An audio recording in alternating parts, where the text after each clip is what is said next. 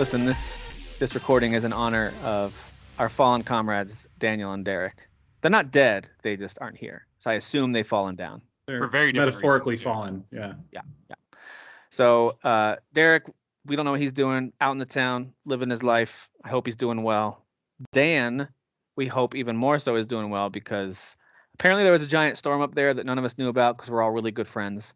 And I just wasn't paying good attention to the news. I wasn't aware that there was some big New England dying storm No, happening. I didn't know that either. I'm didn't still know. not seeing a lot of coverage on it either, so I don't know why it's not making bigger news. Yeah, I'm not sure either. It's probably Hmm. political. It's because the storm was unvaccinated. So Jesus Christ. but yeah, Dan and anyone else who's up in the Northeast or along the Eastern Seaboard, I don't know how far it was affecting folks, but no power. Obviously, that means no internet, no ability to join us tonight. But we miss everybody. Hope you're safe and warm, and I think you're staying with family. I don't know. Figure it out. Stay safe. Get back to normal stuff. Sorry that we've been kind of indirectly bragging about all the gaming we're doing the last. and all couple the days. Dune and all the Dune we're watching. I'm sorry. Yeah. All the Dune we're we watching. will not shut up about it. Yeah.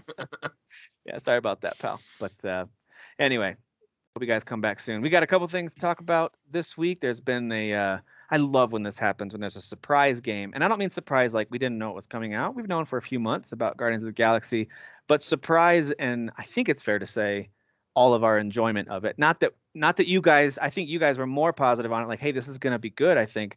But did you maybe you expected it to be excellent. I didn't. I expected it to be pretty fun. I thought it was I was like, I think this is going to be really solid.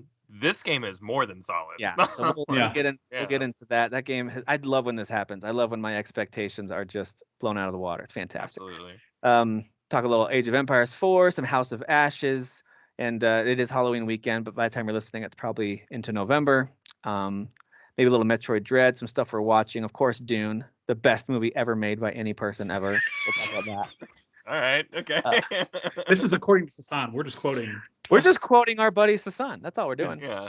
And then we'll cover some news and then we'll get out of here. But let's jump into it. I want to talk about Guardians of the Galaxy right out of the gate because to me that's the biggest thing. That's the thing I care about the most right now. I'm super pumped about it. And we were just gushing about this in our chat. So let's just carry that over into here. I'm curious. I'll start with you, Kyle, because you said that you were kind of the same boat as me, expecting it to be pretty fun. Mm-hmm. And I don't know if your expectations were tempered by Avengers like mine were, because I saw Avengers and thought this looks like it could be pretty fun. And the demo, or was there a demo or a beta? I feel like there was something Beta. I got to try There was out. like a beta or something. Yeah. And I was like, this is pretty fun. And then when I played it, that was the vibe I got the whole time through. This is pretty fun. Even though I've been a big critic of the mission structure in the second half of the game, I still thought that game overall was pretty fun. It lands in that solid 7 out of 10 category. Women in sevens. The story I thought was still pretty good, start to finish, and Yep. characters were interesting. It's just that game really hit a rut of repetitive combat and missions, and I was just trying to get through it by the end.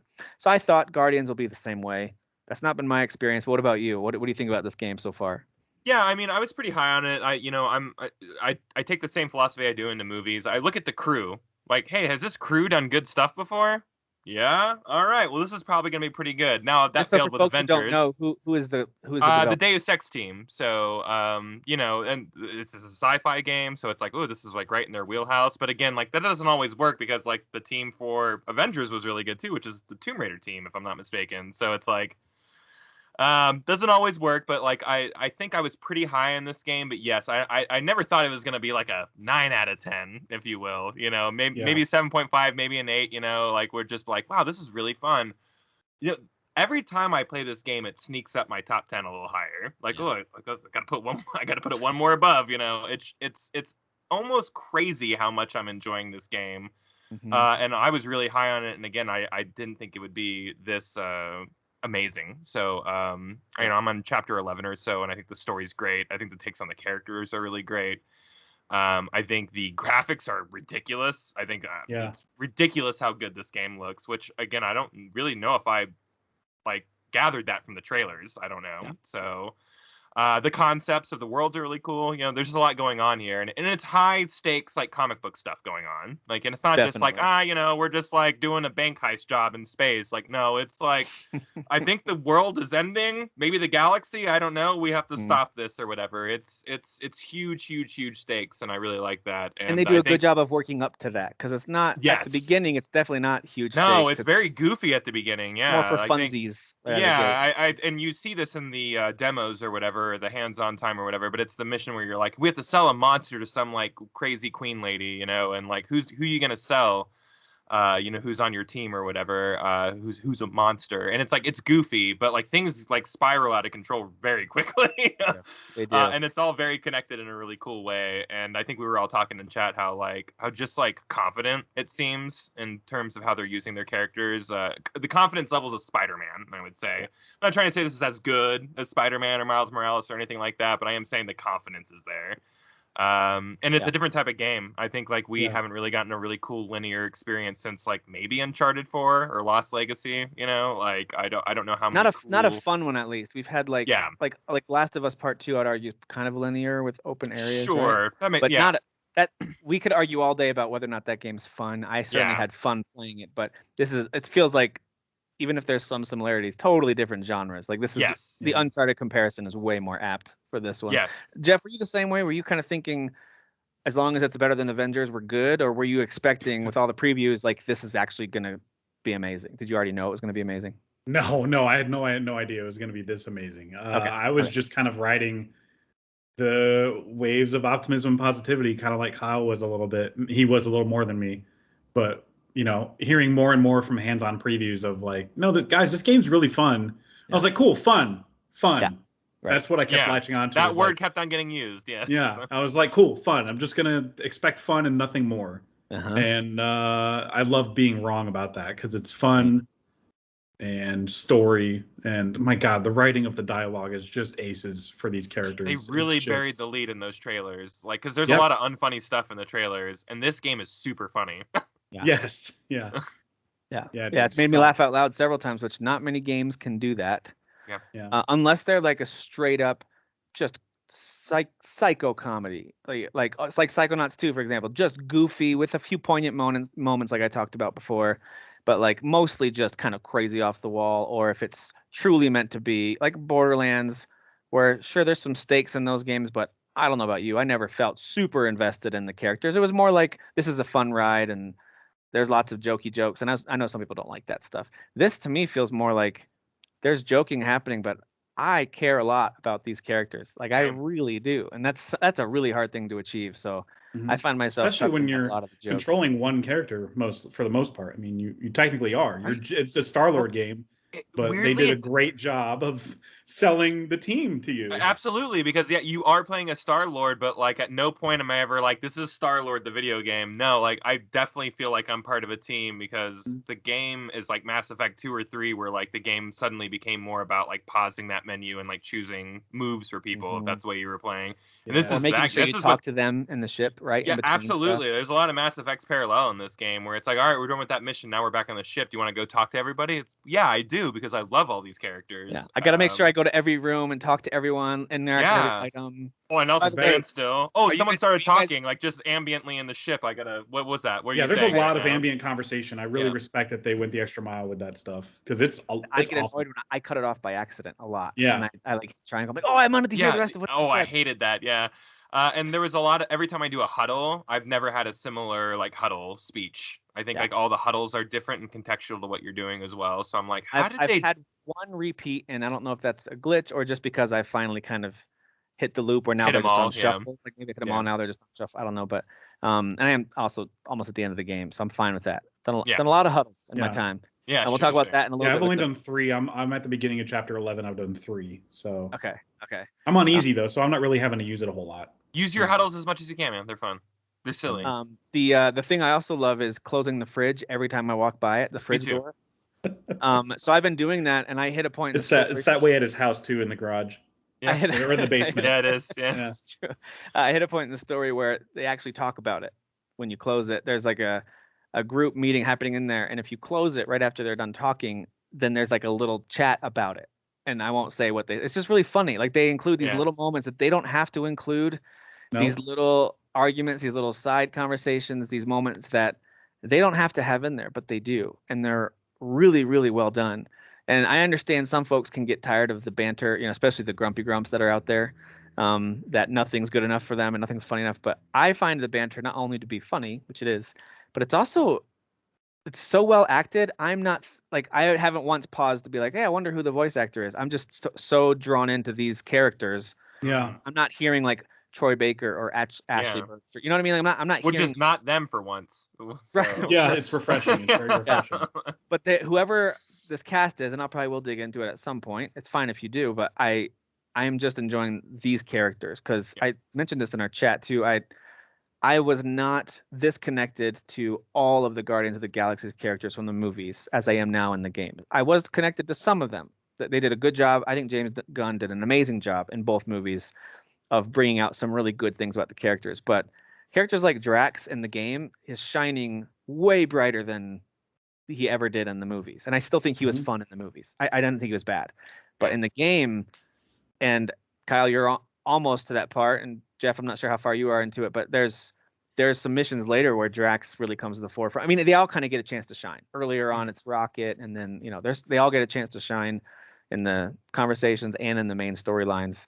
And dude, it's good stuff. Like the guy who's doing Drax's voice, one of you mentioned that whoever does the voice of Groot needs to give Vin Diesel some training on how he can actually deliver these lines effectively. The I am Groot lines, because those are really good too. Because it almost voice actor that played. Go ahead. Well, sometimes when he says "I am Groot," it sounds like what he's actually trying to say. Yeah, which is crazy to think of. Because they're just 3 words, and you're like, that makes no sense that you can contextualize those 3 words in a certain way. But there's a part where Star-Lord, it's very early in the game, where Star-Lord enters the room with everybody, and it's empty, and I think it's like the Nova, whatever. And it's like an empty room, and Star-Lord's just like, hello, and Groot goes, I am Groot, and you're like, all right, I knew exactly what he's saying. It's so funny. It had an anybody home vibe to it. Yes, yeah. Who the voice actor who did what? Oh, I was gonna say that the voice actor who did Drax, I think, is the same voice actor who is Drax in the Telltale game. So, this guy's making like a career out of being Drax, like voice acting. Yeah. I would not have recognized that because I played that like once or whatever. I think I played. It was good. It was entertaining. It was very very good. I didn't play all the way through, but I actually really liked the first episode, and I have no idea why I didn't keep on playing. I think you fight Thanos in that first episode. Like, I think you do. I think there's like a part where it's like, I don't know why. We're here now. Yeah, that's a lot. Yeah, speaking of Drax, there are plenty of collectibles. Well, I shouldn't say plenty, but there's outfits to collect, and you can miss them very easily if you're not one to. Yeah. I have a problem. I cannot leave an area as soon as I'm given control without scanning and looking, and I'm always trying to find the extra stuff. I'm sure I've missed stuff still, even though I've done that. But I have a problem. I recognize it, and I'm trying to get help. I just got the upgrade where you can kind of more highlight the collectibles in your area. Which is very helpful to do. Yeah, very helpful. But at the same time, there was one in the caves where it's completely dark and there's a character that's lighting the way for you. And there's one collectible that's like way on a ledge, and I'm like, there's literally no way to get up there. This game is bullcrap. I want a refund. Let it go. I can't let it go. When you get to those outfits, I actually never really did anything with them. I was like, I'll look at these later. Like as I collected them, I saw the little kind of thumbnail of them and thought, oh, that one looks cool. And then I didn't think, I'm not one to usually want to apply crazy outfits during a game. I don't know why. It kind of breaks immersion for me personally. Same here. I'm right there with you. I'm just like, leave the outfits on that the designers had and just kind of let them look how they're supposed to, quote unquote, supposed to look for this game. I know it's probably kind of silly, but it's not, because I'm totally the same way. Like maybe on a second playthrough, I'll play through with one of the goofier outfits or something, but some of them look really cool. I'm sure they're in the comics, but there's like these Apocalypse ones, and there's ones that I had never seen. For the Apocalypse one looks absolutely insane. It's like almost distracting.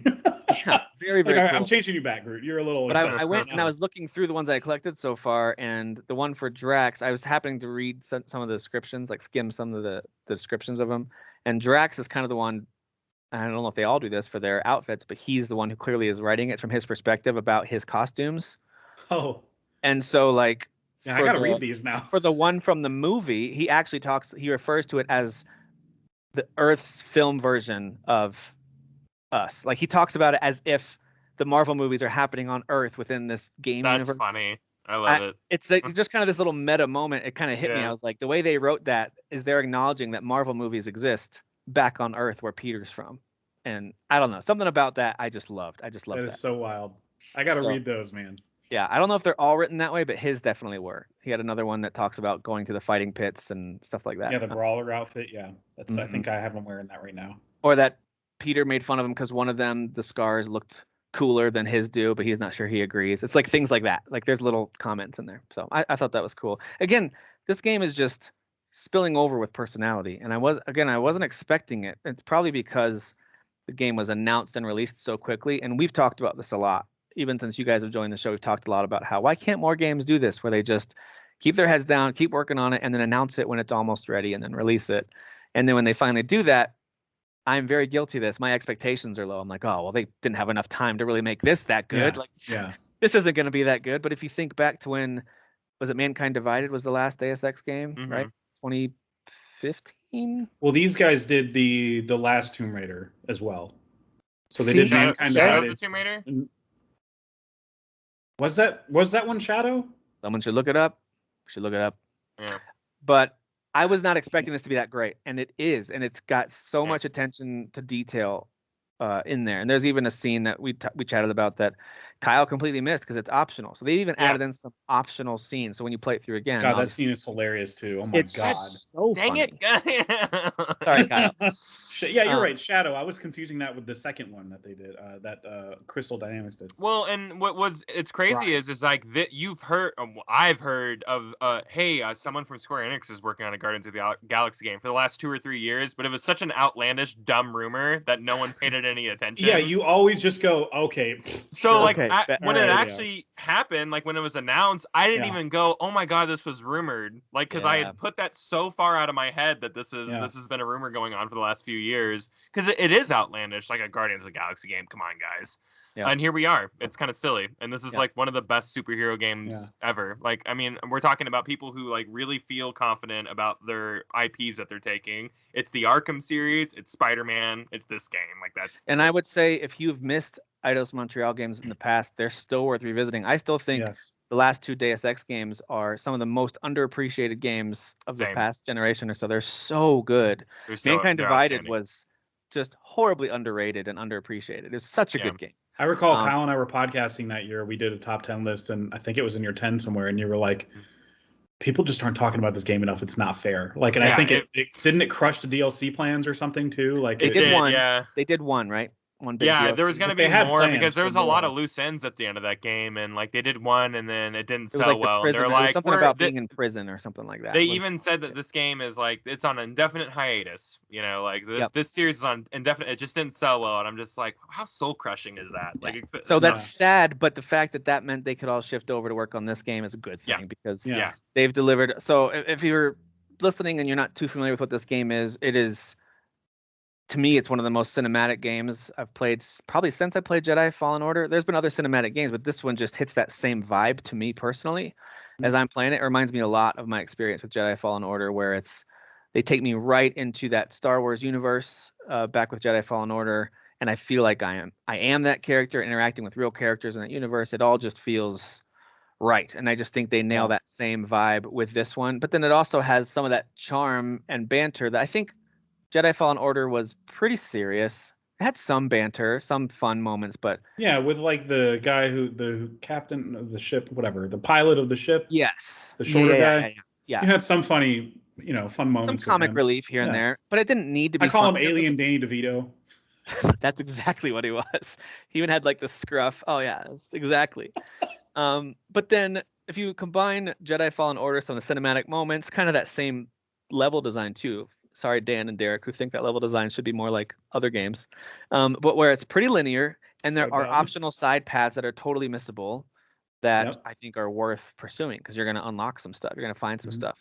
And then it also includes, I think, the charm and banter of an Uncharted game. Like I would put it up there with Uncharted games in terms of its success and making you care about characters just by seamlessly integrating conversation throughout. Like there's never a time where you're going to want the sound off because you've got to hear what's being said all the time. It's just it's really, really good. I would even say that this is probably harder to write than an Uncharted game would be, because the language has to be a very specific in-universe way of speaking.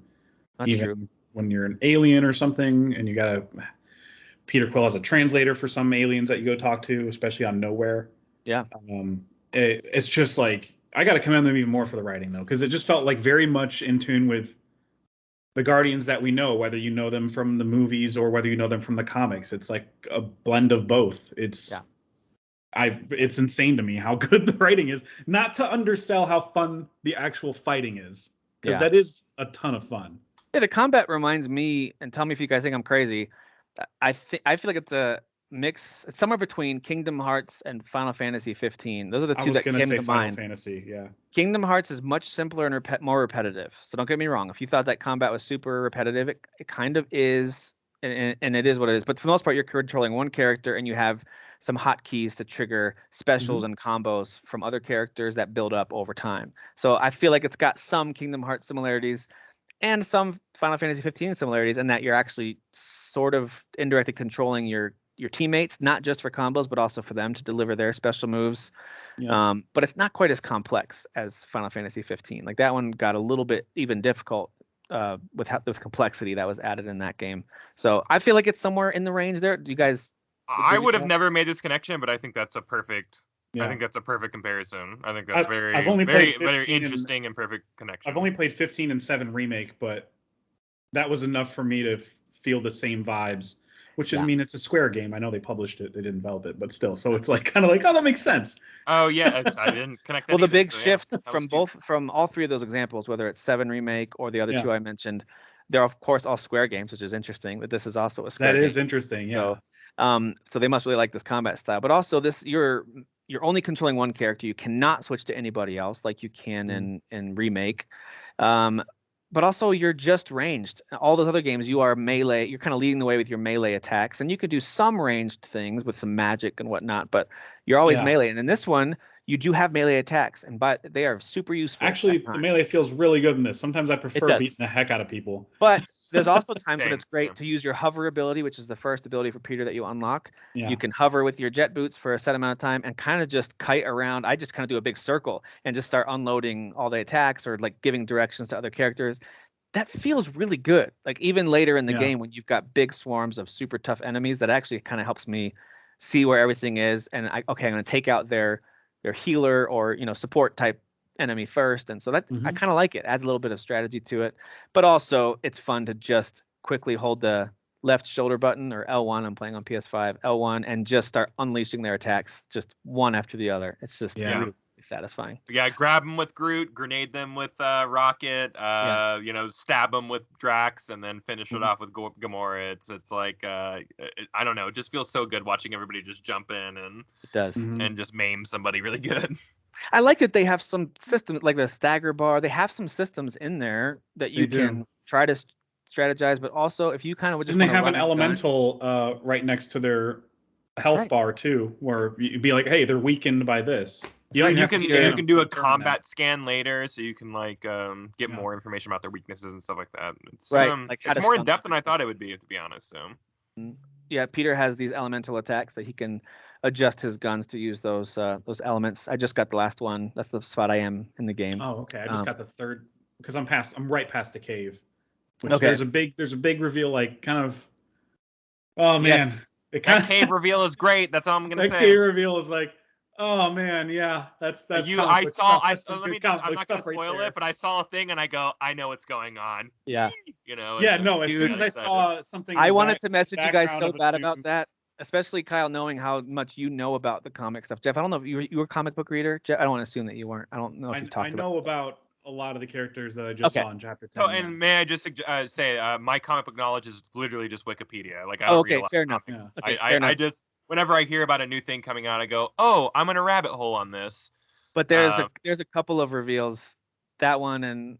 Well, there's just some stuff that the characters that show up and some things that they do that are just there's some familiar Guardians characters too, or character singular, whatever, that shows up from the past couple of movies. Really, really good. Avengers and they tie in some Marvel stuff, which is great in some small ways, usually like little Easter egg type ways, but really good.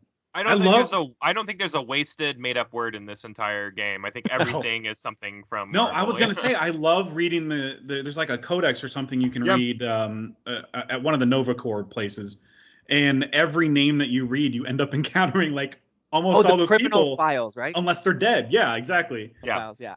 Mm-hmm. Every one of those people you end up encountering later. Like, and it's just, I was like, that's crazy attention to detail to be like. I thought that was really cool too, because you started reading some of the like police profiles or whatever. Yeah. And then they maybe start showing up, or maybe not. I don't know. It's great. Maybe not. Who knows? Maybe some of them are dead. Know. How can they show up if they're dead? How can they show up if they're dead? Who knows? Probably a flashback. But the other character that's jumping out to me, and it's a side character, and slight spoilers. If you want to skip ahead, you don't want to hear anything else about this game. You've heard we all like it. You can skip ahead a little bit. So fair warning. But this is very slight spoilers, just about a very commonly known character in Guardians of the Galaxy this is a movies. Channing Tatum size spoiler. This is Channing Tatum size. Yes, I agree with that. Really deep cut. Okay. That is a deep cut. So that'd be Mantis, who I liked her portrayal in the movies. I did. I thought she was charming and had some funny lines. And especially, even in Infinity War, especially, she had a very important role to play. So, like, some interesting moments with her in the movies, but I didn't know much more about her other than she had, like, these big eyes and talked kind of funny and then could kind of, like, affect the way you feel. Like, I didn't really know much about her. I didn't have much investment in her character. So, like, something happens to her in the movies, I was like, oh, it's a bummer. But, like, you know what I mean? I don't know if that sounds bad, but I just didn't care about her too much. Yeah. Games like this, or I shouldn't say games, stories like this can take a character that maybe before you had kind of written off as interesting side character, but who cares? Now I'm a fan. Like, I like what they've done with her character in this. I really enjoyed what they did with her. She's not like much like most MCU characters, not power neutered. She's got like the full spectrum of her powers, like in this game, which is pretty interesting.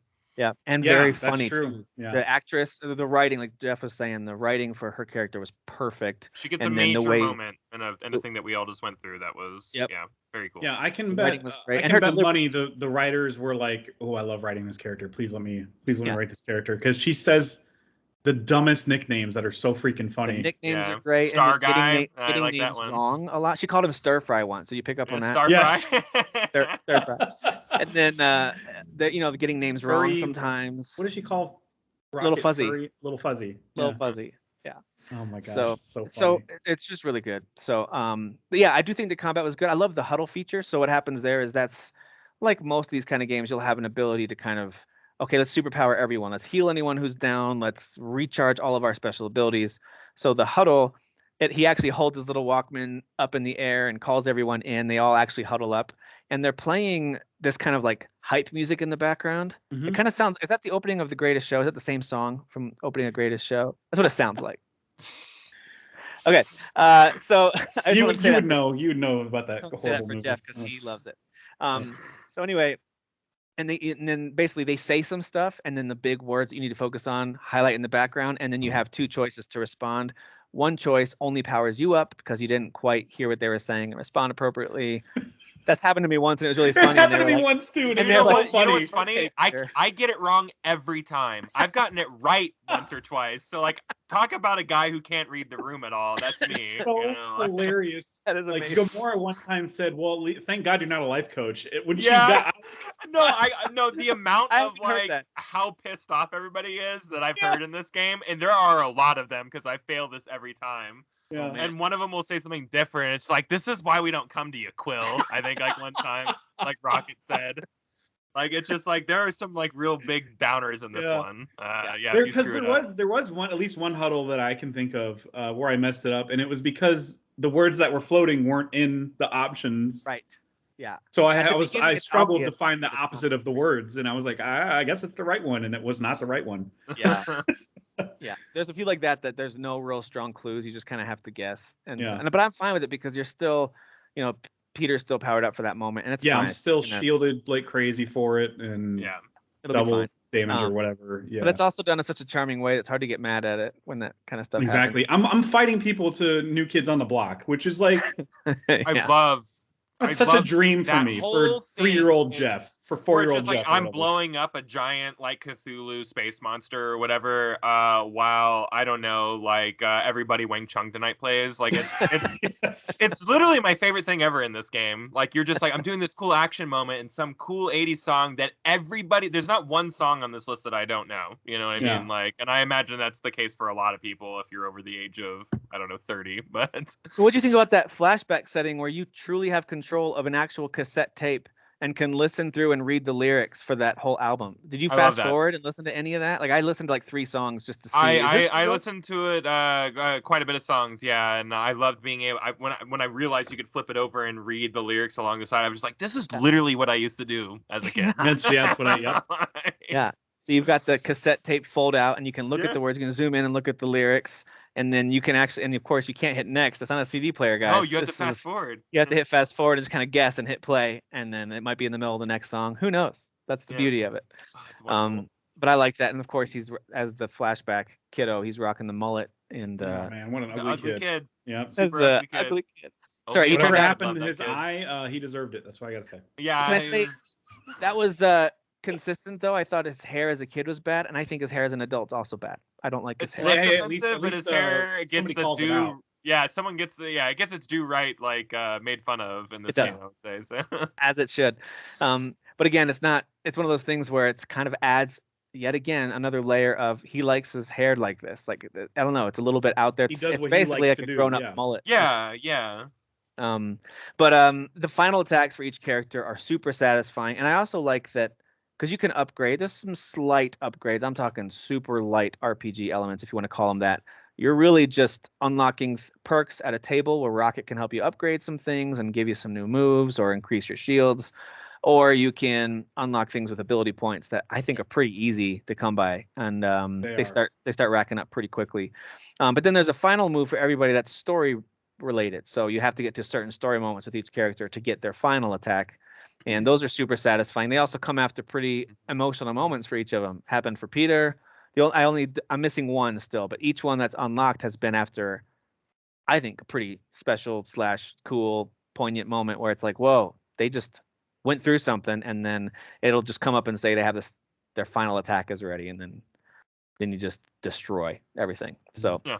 Final attacks are cool. I like those, and they don't charge up nearly as fast as the others. I don't see any kind of counter or bar that's filling up. It's just once you use it and then you bring up their special attack again, that one's grayed out for a little while longer than the other ones because it's super powered. It's crazy. So anyway, I do think that some of the character moments are surprisingly touching. There's some items you can find if you're like me and don't like to leave an area without scanning and finding everything. You'll find random items, and it'll tell you a new conversation option is unlocked back on the ship. And then I had one with Groot that was like, I was like, oh, I didn't know any of this about Groot. The movies don't explore any of this. They just go, he's the last of his kind. Don't worry about it. And the game, once I found his collectible and I was able to talk to him about his past and like where he came from, man, I was like, woof.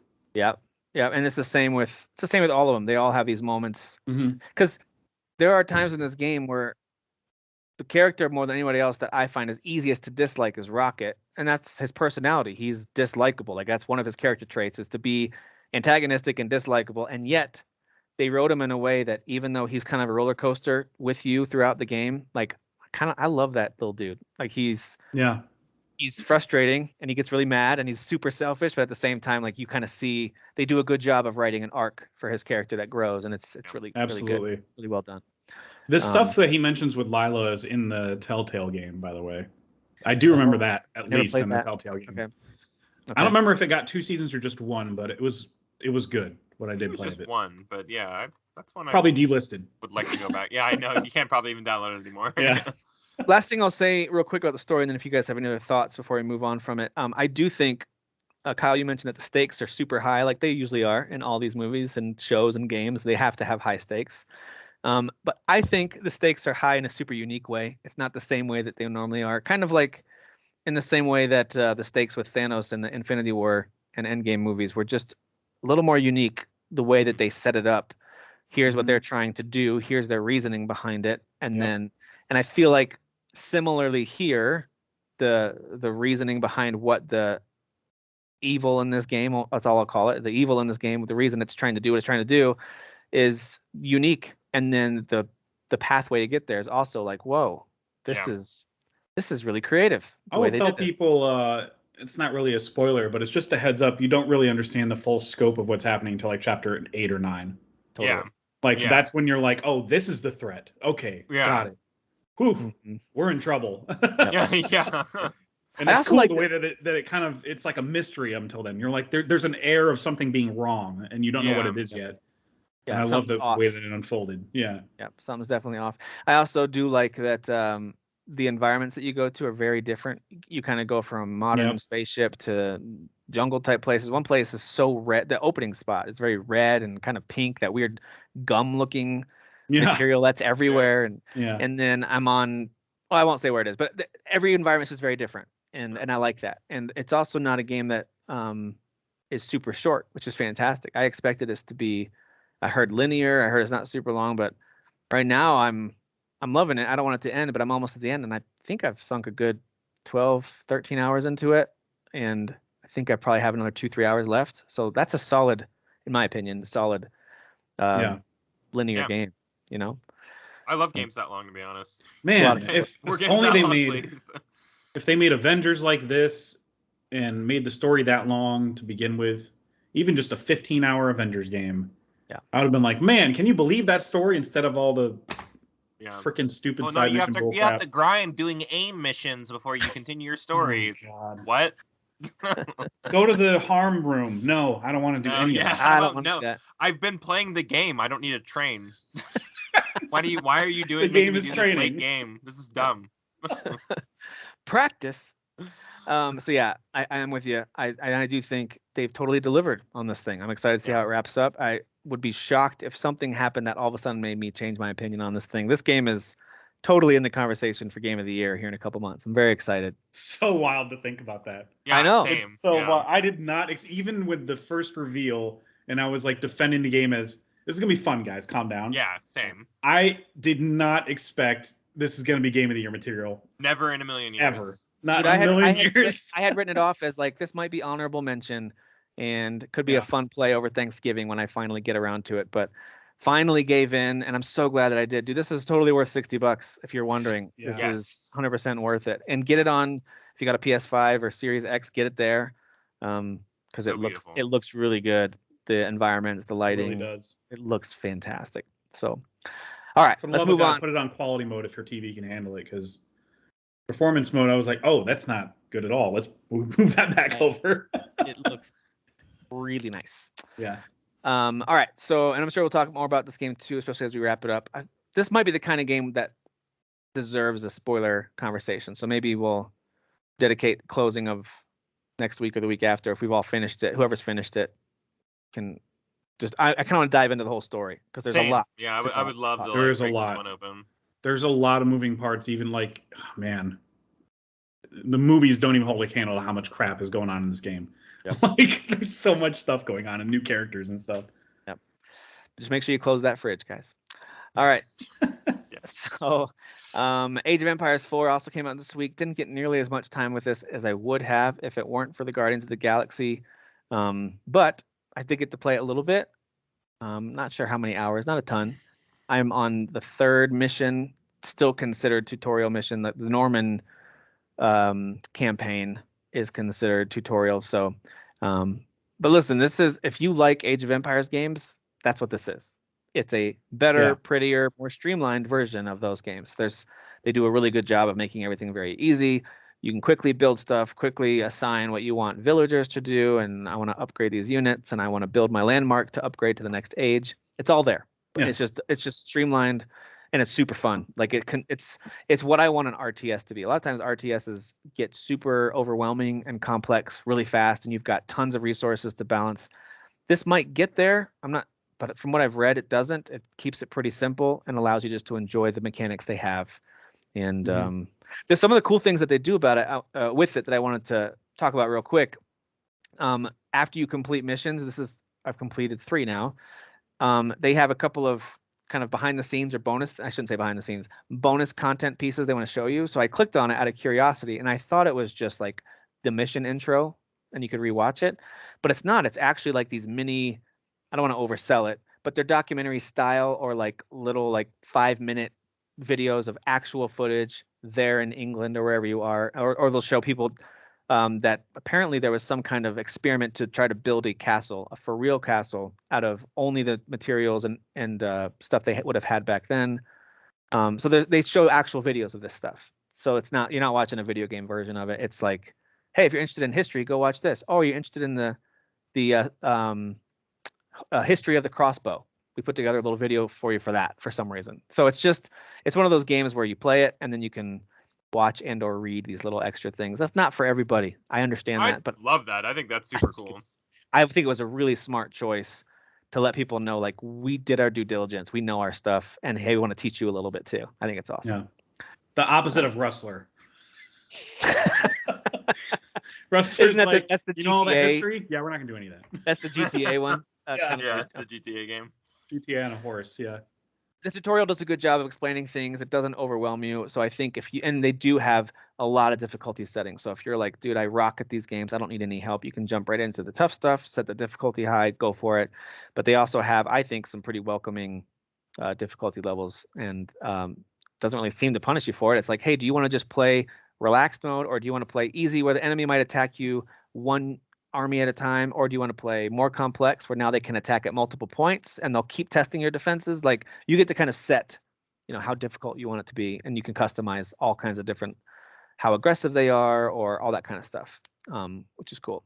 So, and the combat, I'll just mention this real quick. The strategic combat is kind of a rock paper scissors approach. So if you've got spearmen, they can take out their horses. Your horses will take out their archers. Archers are good against foot soldiers, and so on and so forth. So a little bit of that. I'm sure it gets more complex because I've already upgraded everyone a little bit. So I'm assuming, some of the weaknesses maybe become less weaknesses as you upgrade them. I don't know. But it seems to be pretty clear that they want certain units to be, like, they want you to kind of send them in waves. So I did my first, like, true siege of this kind of town or fort. And so you breach the first wall, and they sent a bunch of archers. So I pulled back my spearmen at the front. I actually pulled them back and sent my cavalry in because they just took out the archers really easily. So they kind of allow you to do some fun stuff with the strategy. Makes you feel smart when you do it. So I like it. There you go. And in the end, it really is whose army's bigger. Comes down to that. So, size matters, I guess. It really is just about, let me just see if I can. How can I select this entire screen? I've got all these guys that I've just quickly created, and they've just built up this huge army in the middle of my town. Let me just click and drag and select all of them, and then just send them all towards the enemy. You can always do that too. So cool. It is what it is. That's exactly what, no one expected anything different, and they delivered on that. Yeah. Not exactly. It's the Far Cry thing where it's like, it's more, it's more of that. I think if you change that game too much, though, yeah, it doesn't become. Yeah, what do you want Age of Empires anymore? Right? Well, yeah, right. Remember when Warcraft RPG? Remember when Warcraft jumped from RTS to whatever they're doing now? Like, that's just like, what the heck? Yeah, what are they doing? A total genre. I do think, but they did change the name of the game though. So if they put a 3 on it, you'd be like, what? But they, I guess they did call it 3 at first. They'll make a Warcraft 4, I think, eventually. I think they will too. Yeah. Some kind of RTS down the road, because they did StarCraft 2 eventually, right? So I think they'll the remake or like re-release, or I think they did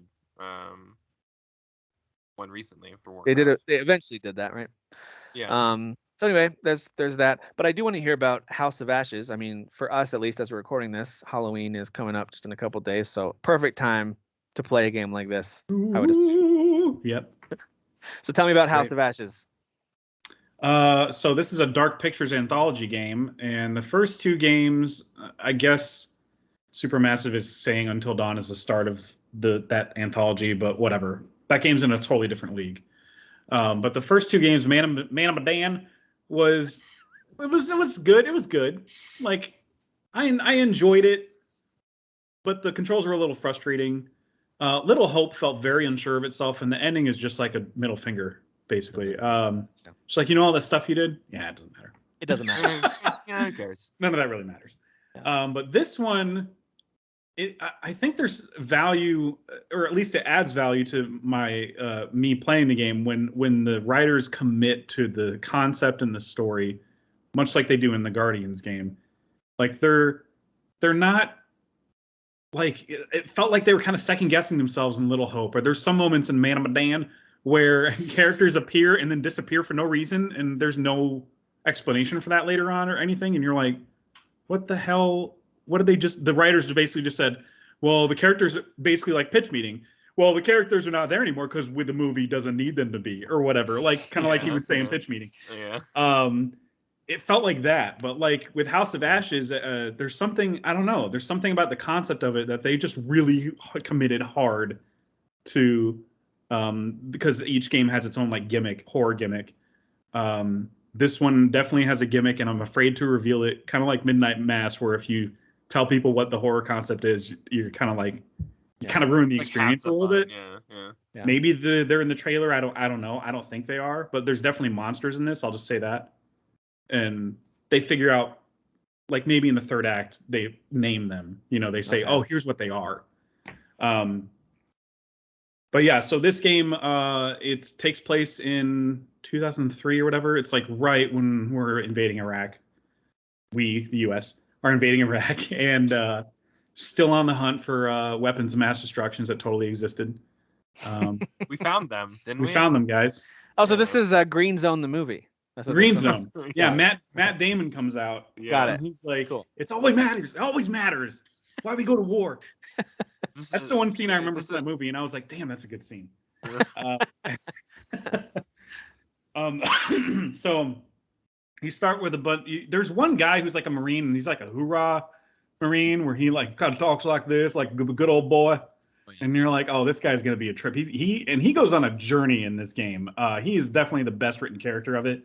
And there are two lead characters where like there's like a woman who's in charge, and then her husband who comes in, and he's like, now I'm in charge of this operation or whatever. So they're kind of button heads, and they're married, but they're like kind of distant. They were physically distant and emotionally been distant from each other for like a year. Estranged, you might say. They're estranged, and Estranged lovers. The woman is sleeping with one of the soldiers or whatever. So she's having an affair with somebody. That whole love triangle, I was not there for that. Like there was too much other interesting stuff happening that I'm not saying it's bad. It's just like there's much more interesting stuff happening with this Marine guy who's like a hoorah. You know, I'm here to. He's wearing a 9/11 hat, for crying out loud. How political! Like, this game's so political. I'm just here to kill Iraqis and stuff. So, there is when they go to this village, the Iraqi soldiers, the army goes to meet them there, and they start shooting at each other. So the ground starts collapsing right underneath their feet, and that's when they start going into this cave, this House of Ashes or whatever you want to call it, this really dark cave with monsters in it.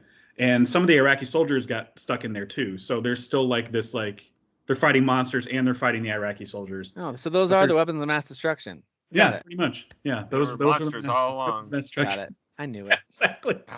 Leave it to the Holy Land, you know, to be filled with monsters. And there's a story explanation for why, like the husband or whatever, the guy who's like in charge of the operation now, it's like his technology led them there because he was like, I developed something that can help us find the weapons of mass destruction. But it turns out it was tracking something else in the caves. So there's a story explanation for it, like almost everything in this game. That's what makes this game actually really good. Is like it felt like that there weren't as many like plot holes, which I don't really like using that phrase a lot, because people abused it when it came to the new Star Wars trilogy. Like it's not a plot hole, guys. You just didn't like it. I'm sorry. That's very true. Yeah, you guys forgot what that word meant, everybody. Yeah, Little Hope had so many moments, and Man of Medan did too, where like you're like, okay, you just forgot to write a sensible thing for this plot point. But this one felt like more like airtight. Like they didn't have as much. I mean, they still had like a year to make it, so it's not like they delayed it. Maybe they just hit their stride. I don't know. Like I don't know. They were trying to find their footing in this like this smaller length, storytelling or whatever. And maybe it took them through games. I don't know. It's pretty. It certainly looks great too. It's because this one has a PS5 version. Little Hope, I think I only could play the PS4 version, but it did look good. These games have like conversation choices, right? Dialogue choices. Yeah, it's like a Telltale thing, but it's more like a compass, kind of like, I don't know if Until Dawn did that. But it's like you have two, and you kind of just angle your right stick to the choice. Or is you it can the let kind of time thing where go they out. describe this like in The Witcher where it says it, but he says something totally different that's in the same vein? Is it like that, or does it say exactly what's written? You know what I'm Sometimes saying? it says exactly what's said. Sometimes it doesn't. What do you guys care when they do that? Like some games that like, especially The Witcher 3 did this a lot, where it'll say, "No, I don't want to," but then he'll say something in his really dry, sarcastic voice that isn't that at all, but kind of is. I guess. I felt like Mass Effect did that too, where I would choose something and it would come off way snarkier. Then I was like, well, no, I didn't want to sound like an asshole. Oh yeah, there. Mass Effect had dude. Writing in Mass Effect 1, I was like, oh, I didn't mean to be a dick there. Same. Yeah, I was just trying to tell him I wasn't feeling There's a lot of that. So like, what did I pick? I don't know if it's ever made me mad, but sometimes I'm like, that's not what I wanted. But it would be just a fleeting moment of like, what?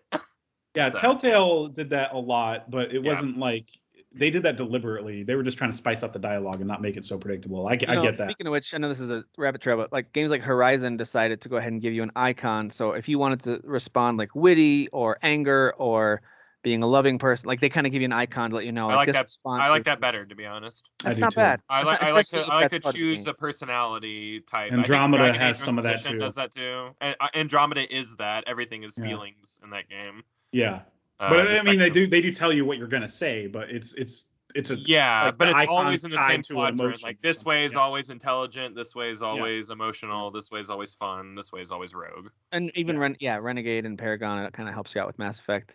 Now with House of Ashes, is it just quick time events for the combat, or do you actually it's quick time events for the combat, and there is shooting in this game, but it's more like you need to move your gun like to the right area very quickly before the timer runs out, and then hit the trigger. So Sasan, it's like the perfect shooter for him, apparently. It's a shooting simulator. This game is what you're telling me. Yeah, it's perfect because that's how easy shooting is for me. You know those moments where you're unlocking a new element on Peter Quill's gun in Guardians? Yeah. Where you have to move that's what you're doing with guns in House of Ashes. You're moving, you're angling the thing over to a certain area, hitting button, and then hitting a button at the right time. Yeah, just like shooting. Yeah, things can go just like real life, where you're kind of like, come on.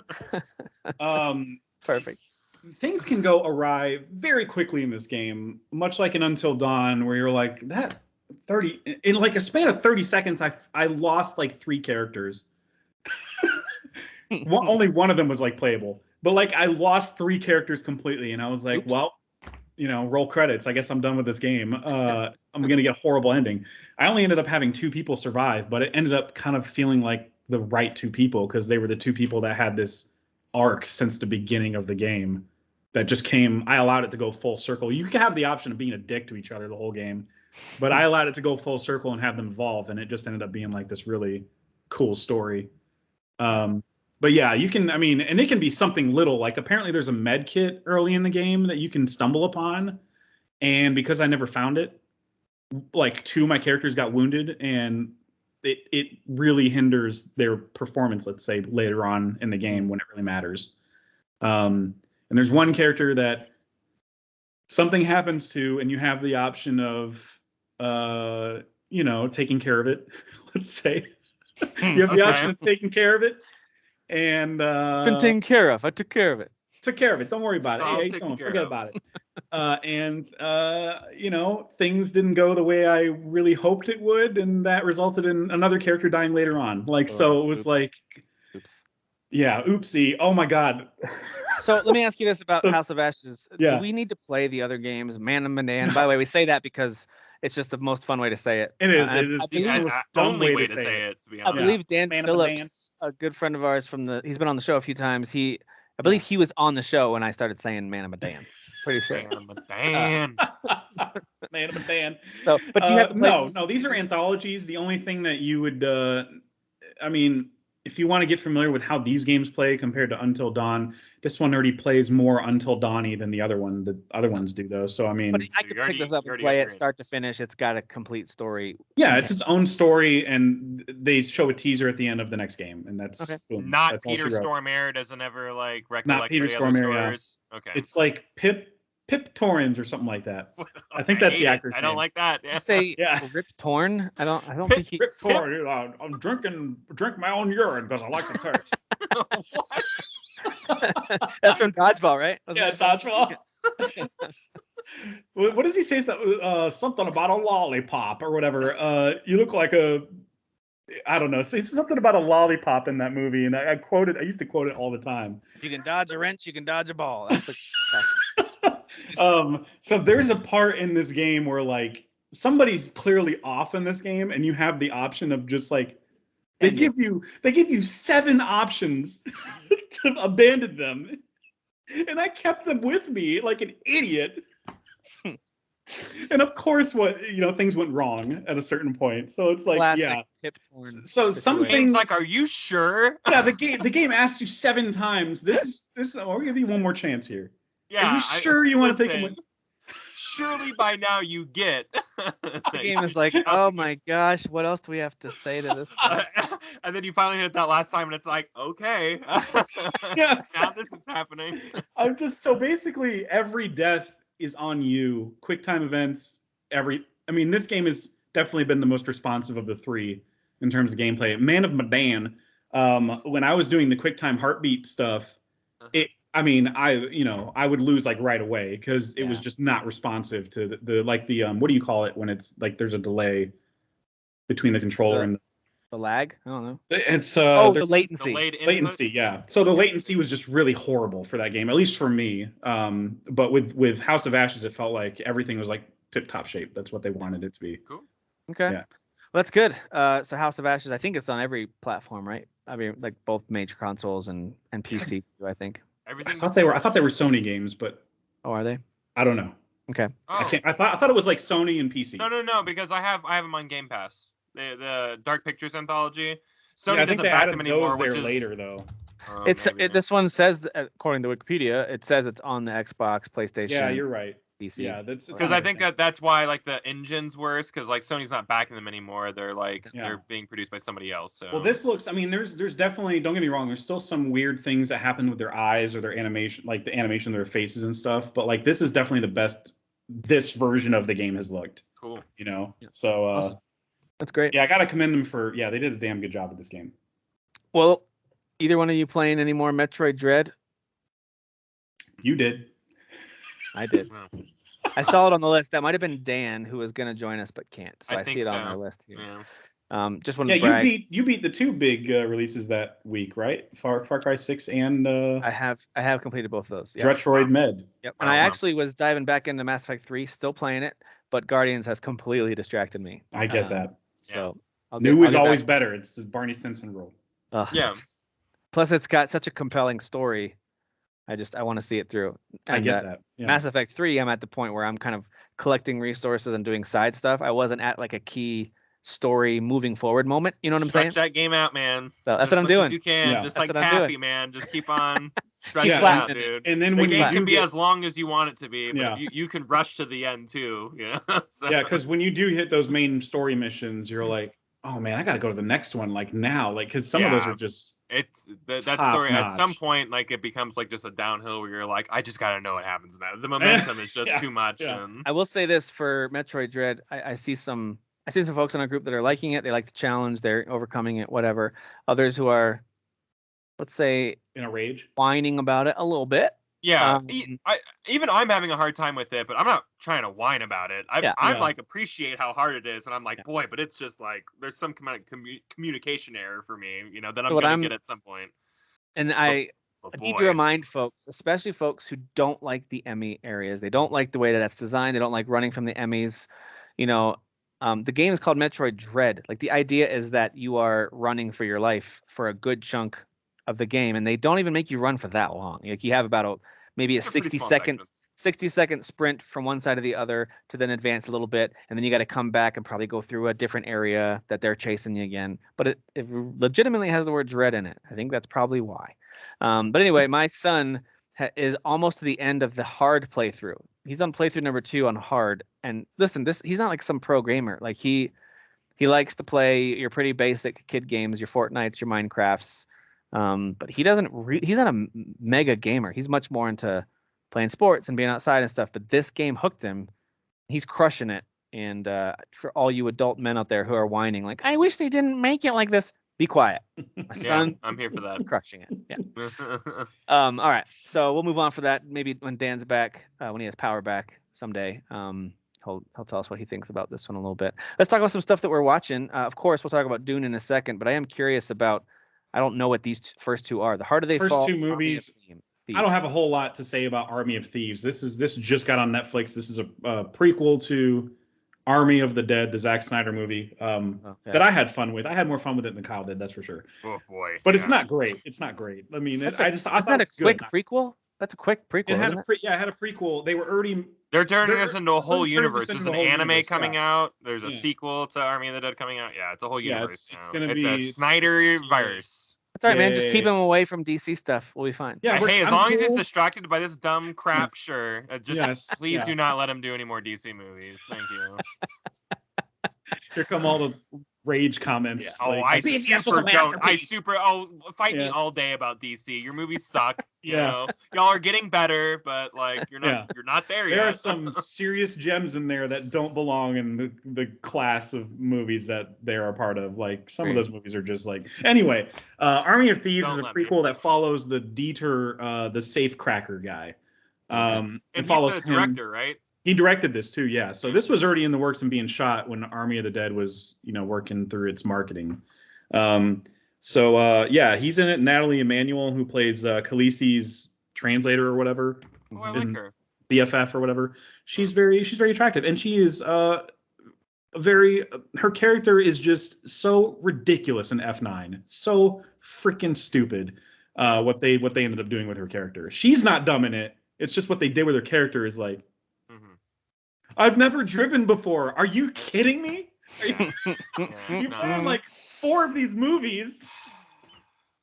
That movie. All right, real quick question, both in terms of acting ability as well as whether you found her attractive. Between her, what's her name again? Natalie Emmanuel. Or because she reminds me a lot of the actress who was the really lucky one in Deadpool 2. I forget her name. Zazie Beetz. Beetz. Yeah. She's in The Harder They Fall, which is the other movie I was going to mention. Pick. Who's your vote? Oh God, I don't know. They're totally different actors. Zazie Beetz is the better actor, and Natalie is way hotter. Exactly what I was thinking. Boom! I don't know. I duded it up. Good job, guys. All right, good job. Hey guys, what is The Harder They Fall, and how did you get early screenings? You sneaky.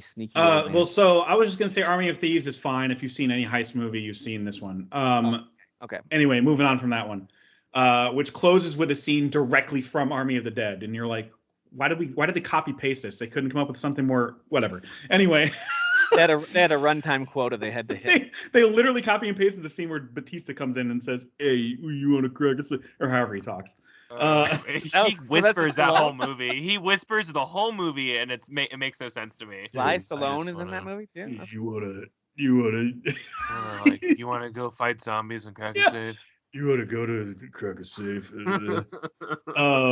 Anyway, so The Harder They Fall is a Western, and I have to pull up the cast for you because this is a really stacked. I am so cast. Excited for this movie. It's coming on Netflix here in November. It is. It's a Western, but like it's like an action Western, like kind of like Magnificent Seven remake, but the action is like way better shot in this. It's like a Tarantino Western. It's like violent and stylized, but the gimmick, I guess you would say here, is that the director or the writer, I guess it's like technically both, it's not based on a true story, but these are actual people that existed, like cowboys and lawmen and outlaws that actually existed, and they're just using their names in this story and giving them quirks based on who they were. But yeah, the cast is Jonathan Majors, who's kind of blowing up right now, and he's just King the Conqueror. He has several moments in this movie that I'm like, this guy's a freaking star, dude. Like he's good. He's really effortless at all this stuff. Even action, like he's so good. Idris Elba is the baddie in this. Zazie Beetz, she's like the main love interest. She's like the female lead. Regina King is the opposing female lead, like the baddie. Delroy Lindo is the sheriff. Classic. I love that guy. I haven't seen him in a long time. Like he's the Five Bloods, he freaking kills it. Five Bloods, like he got one of his career best performances. Yeah. One of the greatest performances ever, and got robbed. So Lakeith Stanfield plays he's a villain, but he plays like a quick hand, like one of those fast duelists or whatever. And R.J. Cyler is like the good guy version. He plays like the opposite, and you might have seen him in other movies, but he's a standout in this. He's very funny. He was in Me and Earl and the Dying Girl and Power Rangers and stuff. Dion Cole's in this. I love him in this. He's so good. He's just a great stand-up too. He's very funny. And Damon Wayans Jr. is in this for a little bit too. Nice. That's a crazy cast. Yeah, it's insane. And again, the style is very Tarantino. And I know Tarantino borrows a lot of his Western stuff from other stuff like Italian spaghetti Westerns that I've never seen. But that's the style of the movie. Like the dialogue is very Tarantino-esque. You know, the action is very Tarantino. So if you're into that, even though it's like all black people in this movie, there's very few N-words. It's not that Tarantino-y. Got it. There's no feet. It's just like everybody's just like trading barbs, and some of them are just like, ooh, what that one stings. It's got to sting. Is this theater only? So yeah, I saw it in the movie theater, but it comes out to Netflix on Wednesday the 3rd, November 3rd. Sweet. That's next week. And it's great, and it's reviewing really well. 87 on Rotten Tomatoes, average rating of 7.4. I'm all over this one. Yeah. It's so much fun, man. And the IMDb audience is a little rougher on it, but the ones that matter are higher on it. So that's good. I can't really trust the IMDb audience. IMDb is a rough. I think they're review bombing Eternals without having seen any of it. The tomato meter for critics on Rotten Tomatoes is 87, and audience is 91. So. Oh wow! I didn't realize people had already seen it and started to register their ratings. It says the release date was October 22nd. That might have been like a limited theaters. Yeah. Yeah, that's like the weekend I saw it was that weekend, and it's definitely a crowd pleaser. Like, man, I'm all over this one. This looks great. Yeah, oof, it's a good watch. I know you guys talked about this last week when Kyle was steering the ship. I took the weekend off. I'm curious if there's any other chats we want to have about Dune. I mean, I didn't disagree with anything you guys said about it. I really enjoyed it. Thought visually and audio, it was just perfect, and the IMAX is the best way to experience this, but it's not the only way. It's like, I think if you watch it at home on a sound system with a decent screen, you're going to enjoy it. It's great. Mm-hmm. But I do think if you have the chance to see it on the big screen. I watched it twice on my phone. Is that okay? No. Danny V just died. He dropped dead, and it's your fault. He's like, oh, how dare you? There goes part 2. Part 2's not happening now. Thanks a lot, Jeff. No, Zack Snyder's going to step in and do part 2 Zack now. Snyder. No, yeah. Zack Snyder's Dune. I'm like, you did this, Jeff. You did this. I did like someone tweeted out, if Joss Whedon had directed Dune, they tweet out this great line where they talk about, like, we got to watch out for the worms or something like that in the desert. And then he goes, they look behind him and he goes, it's right behind me, isn't it? And then together they go, run! Like it was perfect. And I was like, that's what the Joss Whedon version would totally be. I loved this movie. I know that it's easy to criticize something that doesn't have the same snappy dialogue. We just talked about Guardians, how much we love that. This is not that experience at all, like a Marvel movie or like a Star Wars, even the recent Star Wars movies. It's not J.J. Abrams. It's not Joss Whedon. It's not their style. You know what's weird? Everything you're saying, though, this is still a blockbuster. Like, if you see the cast and the spectacle of it, it's a block, but it's just a different kind. It's it's like a Nolan blockbuster, you know? If your expectations are at least cleared, like don't have any, just go into it and experience it for what it is, then I think you're going to enjoy it and appreciate how amazing it is. If you're expecting something different, if you're expecting Star Wars, you're going to be like, I don't know if I like this. Like, I can see how someone who has the wrong expectations might come out of it feeling like, I don't know if I liked it or not. But if you will let some of that stuff go, this is true of a lot of things, but especially a movie like this, it's just super unique. It has like a small indie house style, in my opinion, like the slow burn and like some of the shots they have, and they really focus on the scenery and like long looks by the characters. This is not something you see in blockbusters, but they do it, and it still really works. So I think they do that, and it's matched up with amazing. Exactly cast. What this director did with Blade Runner 2049, and that's why that didn't click with audiences, because it was like, this is a giant blockbuster. I mean, look at that cast, dude. Yeah. I mean, Ana de Armas is huge now, and Ryan Gosling is Ryan Gosling. I mean, come on, guys. Am I right? Come on, bro. Batista was in that one too, right? Wasn't he? Yeah, he was. He was. Yeah, he was in the beginning. Have you seen A Miracle? Yeah, you seen A Miracle? Yeah, I've seen A Miracle. My Batista / Stallone, basically. And can I just say, you guys, if we're doing Dune Messiah, which is what's being talked about for the third movie, it's super tamed right now. It's gonna get real weird, like in ways that is gonna lose a lot of people. Like I probably I've read these books. Like 90% of the people are gonna be off of the train by the time like it's done, because it is weird. And not in a way that like Star Wars is kind of weird. Like no. This is like super weird. Yeah, I can't wait. So if we're gonna get to Messiah and not Dune 2, like all of this, the first book is really, it's just about like, hey, people are killing other people because they don't agree on something. Like that's they're fighting over unobtainium. Yeah, there's exactly. Oh my god, Avatar's just dumb Dune. It's just dumb Dune. It's blue Dune. It's just dumb Dune. Oh, but like man. if we get into Messiah, the third book, like things get super wacky. Get ready for it. And like I had a feeling that would be the case because this is the right director for that stuff. Yeah. Well, and just to echo what you're saying, Tim, like it just start letting go now, because like you're gonna really need to be let go by the time the weird stuff starts happening. Let it be what it is. Let it be something different. Yeah. And if you still prefer the other types of movies, other styles of directing, totally fine. But let this be what it is. And it is funny when you see folks who just want to talk about how dumb it is, nothing happens. I'm just like, well, things do happen. You just don't like the style in which they put the movie together, and that's fine. That's totally fine. Dude, so much happens in this movie. It's kind of insane. It's a lot. I basically said to somebody that said nothing happened, I was like, you know that like a third of the cast is dead, right? Like we're getting way less faces in the next movie. Yeah, they have to cast a lot of new characters because we killed off a bunch. You don't remember that? No. There's so many new characters they're gonna introduce. I mean, just feel like nothing happened because the characters at the beginning are almost unanimously in different positions at the end with different motivations and a new set of circumstances. But you're right, nothing happened. So I loved it. I have rewatched it once, and my HBO Max subscription expires, I think, on November 1st. Anyway, my son and we've watched half of it. It was too long on a school night to finish it. We're gonna watch the other half, maybe tomorrow, something like that. But he's liking it too. I even told him, I was like, hey, this is not really like a lot of movies you've seen. It's pretty epic. It's big, and there's lots of dialogue you have to pay attention to, but it's just different. And so setting it up that way for him, like, hey, this is not your normal sci-fi swashbuckling, let's just go have some fun, and it's not that. It's a little different than that. Even when the action really does pick up steam, and I think you'll see in the visions that it's going to pick up steam, it's still not going to be like a fast pace, like look at the neurokinetics, and I'm just quoting the Matrix now. Look at Jesus Christ, he's fast. Look at the neurokinetics, and you just it's not going to be like that.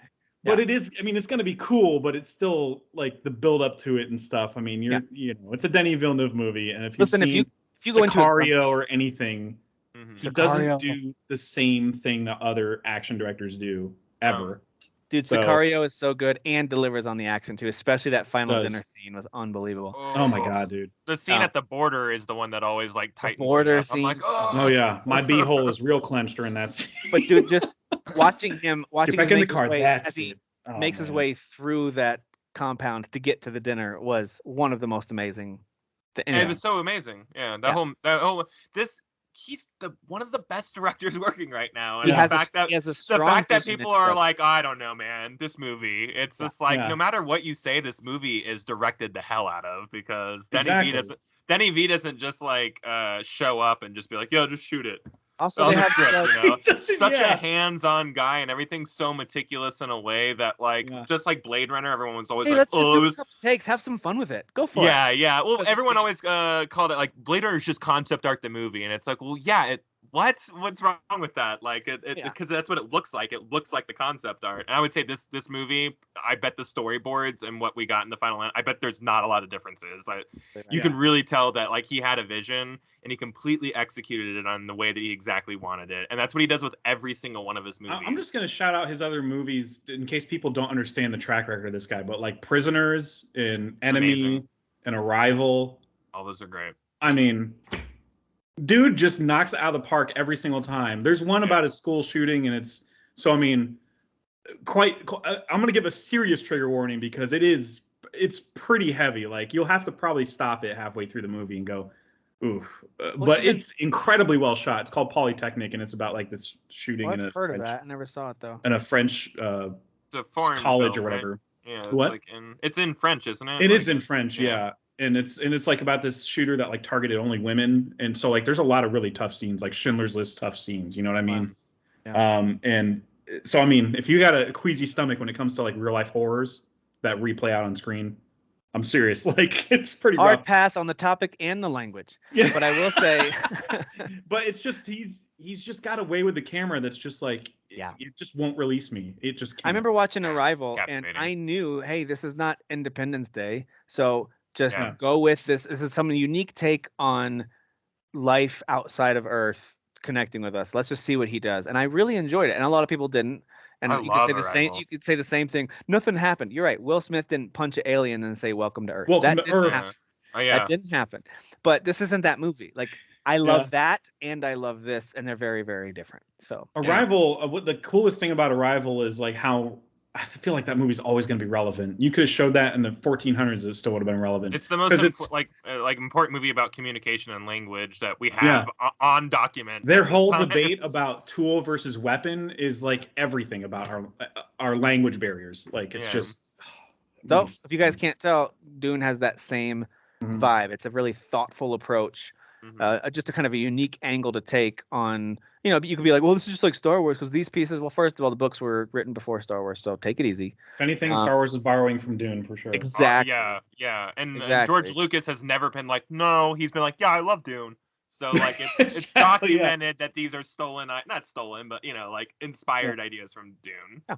They're very, very different from each other. Stop expecting everything to be the same and enjoy things for what they are. And if you don't like it, it's fine. You're just missing out, but it's fine. Yeah, and book readers who are like, I don't know, all the book wasn't in the movie. Yeah, that's not how adaptations work. So yeah, that's not how accurate adaptations work. I really don't know what to tell you. When you really care about and you're invested in the material, then you're gonna want to split it up. The audio book of Dune is 21 hours. This movie was 60% of the first book, so like the movie couldn't be 13 hours or 10 hours or whatever, sorry. But guys, now that you're saying that, as I watched it, I remember thinking like this would have been cool as an episodic, like a 10 episode season.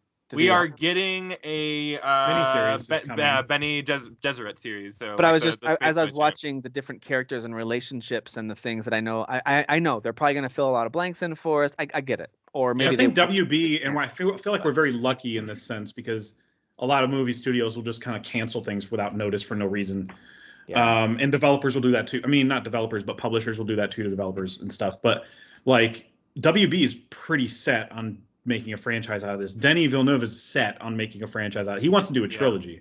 So I mean, he said at least a trilogy. So as soon as I saw part one come up on the title, I was like, hey, this is part one. Exactly. I thought that like once he decided that part one was going to be on there, that like we were gonna get more. I know we're getting to. That's a roll. That was a roll of the dice. It wasn't greenlit yet. No, it wasn't yet. No, it wasn't. I like that. I like that and a lot. It's killing it in the box office and viewership numbers. Like it's worldwide, it's killing it. It's doing very well. Yeah, so those of you who paid to watch it, whether it was through a subscription or at the theater, and you hated it, that's fine. They'd love your money either way. Yeah, and we love it because the view counted. We're getting a sequel now, so thank you.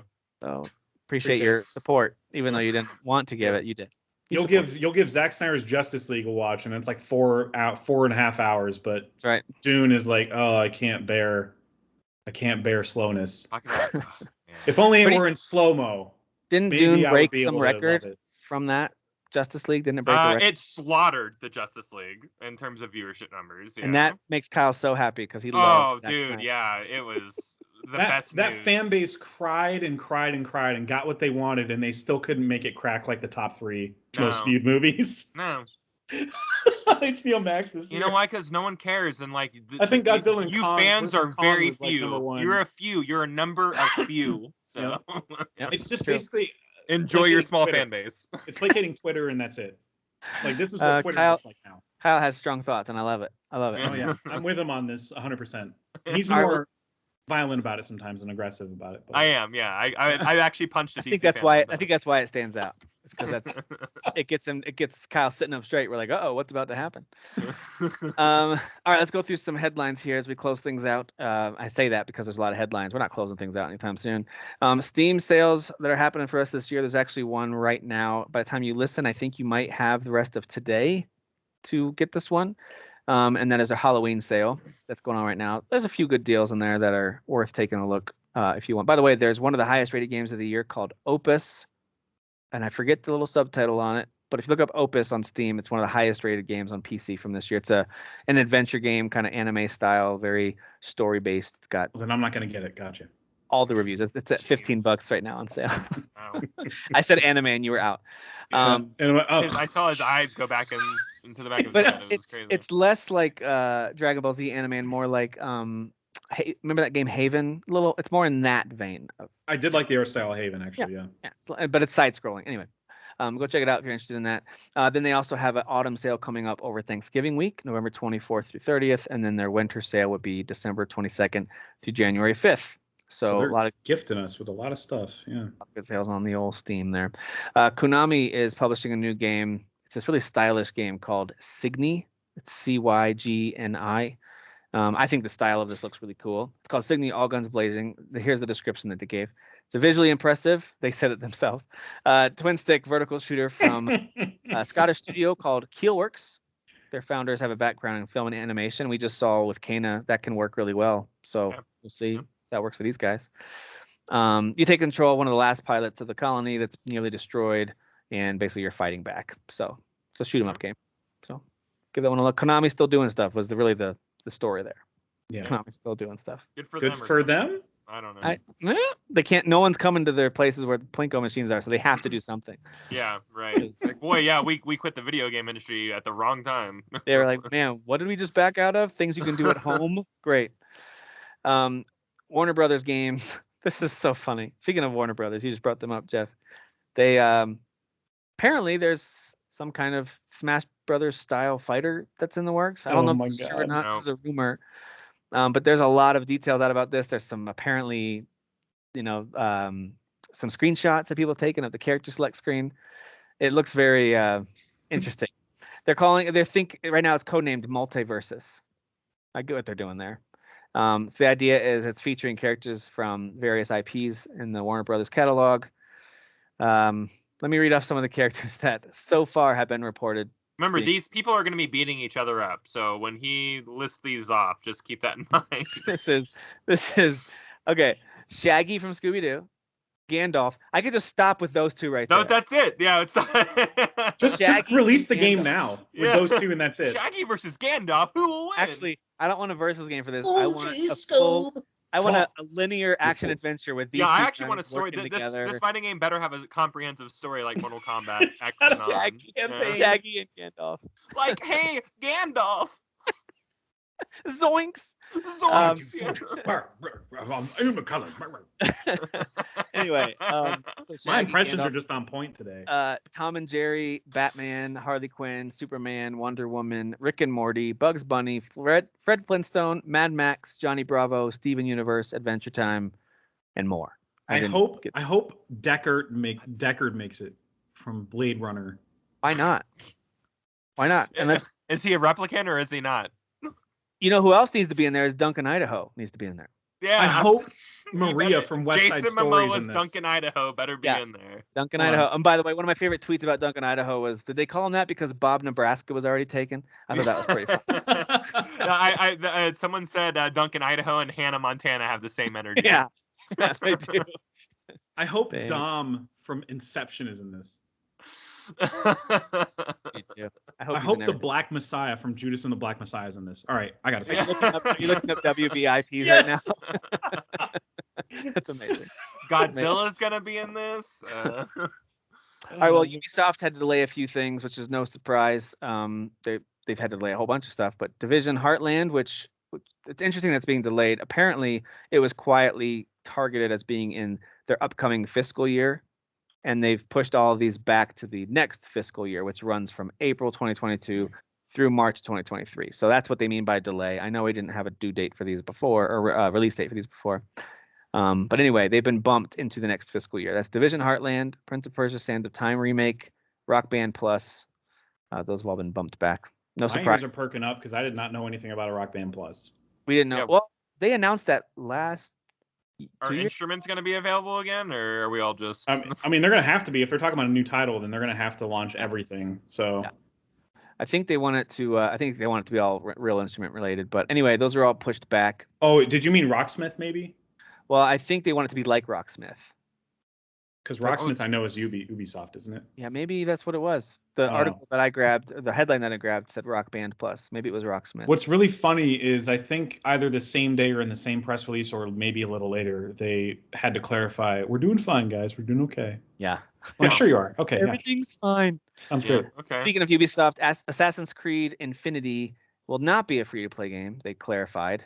Oh, good. And they did say that they have always valued the strength of storytelling in their Assassin's Creed games. There's a lot of narrative and story, even though this is still meant to be kind of a persistent online game. So I'm interested to see what they're doing here. My interest level still drops when I hear it's online, it's persistent world. I'm like, well, I like my Assassin's Creed to be my world that I explore and no one bother me. I want to just go in here and do my thing. But we'll see. We'll see what Infinity is. It does look like it's going to cover multiple timelines and multiple characters, and that's interesting. I really hope there's a whole stint of the game where you're a game developer playing the game that you're playing. That's what I really hope. Can't wait. Ready Player One, but more boring. Yeah, but like the part where they're not in the Oasis, like only those parts. Yeah, that's all I want. Skydance New Media, which is currently led by Amy Hennig. Speaking of Uncharted from earlier, is working on a new narrative-driven action-adventure game with an original story set in the Marvel universe. How about that? Guys. Yeah, buddy. How about that? I mean, we are just getting bombarded with excellent Marvel video games. It's crazy. And we've still got things like Spider-Man 2 and Wolverine coming, and it's crazy. I hope she's the creative lead. I don't know if she's creative director or not. There's not enough details yet to know.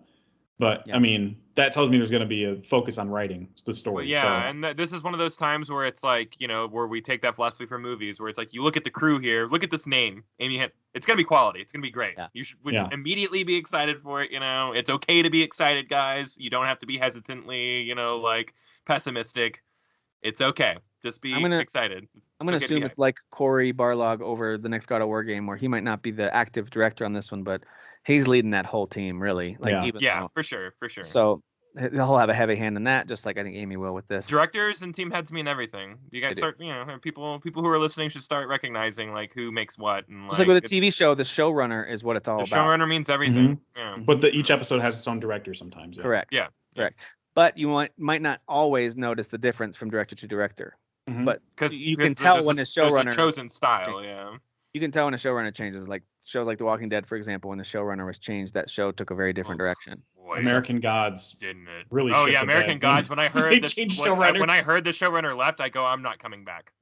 Yeah, I'm done here then. Oh, I guess we're done. I do not need to come back for this. Yeah. Well, speaking of delays, CD Projekt Red delayed Cyberpunk 2077, and we already heard about this before. The Witcher 3, they're pushed back as well, but we're not going to get much from CD Projekt Red. Well, this is slightly different because what we heard before is Cyberpunk 2077 next gen is delayed for sure. We knew that. Right. But this is basically saying all updates are delayed to 2022, meaning patches, everything. So we're not going to see anything. DLC next year. Yeah. Huh. Everything's getting bumped back. That game should have been bumped back. Let's be honest. Yeah. Maybe. A lot of people had some issues. Yeah. What if that game had come out like in May of this year or June? I probably still wouldn't have been ready, but I feel Fair like enough. maybe But it should have wouldn't that be always like been a the next front gen game, and it should have come out next May. But wouldn't that be like the front runner for Game of the Year this year right now? If Cyberpunk 2077 had come out this year, don't you think it would be right up there with? I don't know. If it came out and was like totally functional, Yeah. Sure. Like if they had if it was unanimously like the word of mouth was like when I turn on this game it works, if everyone had that same experience. If you take that headline out, because I never had any performance issues with that game when I played it. I know a lot of people did, so I'm not discounting that, but I'm just saying that's not why I kind of thought this game is good, but it was because it was up against so many other amazing games from 2020. And I just wonder if it had come out more functional. So you take away that headline of it doesn't work for some people. I wonder, it's one of those things where probably would have thrived better this year. Yeah, if you had like the same story and the same gameplay, but everything worked. Yeah.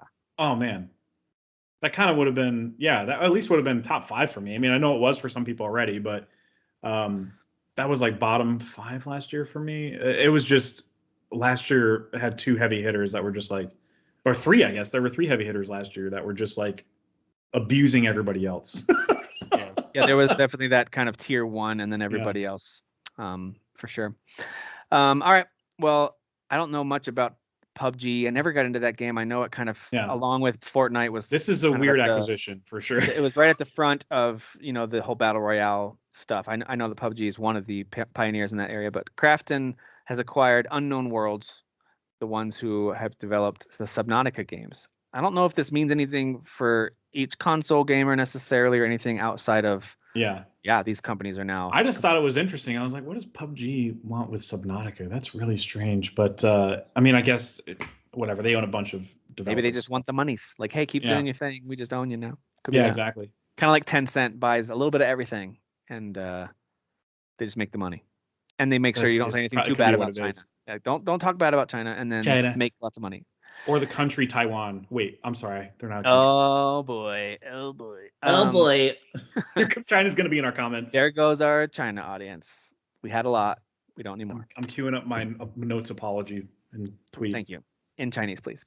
Capcom is going to have some free DLC coming to Resident Evil Village, but we don't know any of the details about that, when it's coming, what it's going to be. But hey, free DLC, that's good. I have a feeling when you see this kind of thing, it's going to be like weapons or skins or difficulty mode or like some kind of feature. It's not usually going to be, hey, here's a brand new level. This was like a quiet announcement for them. I think they included it as part of like a business quarterly thing.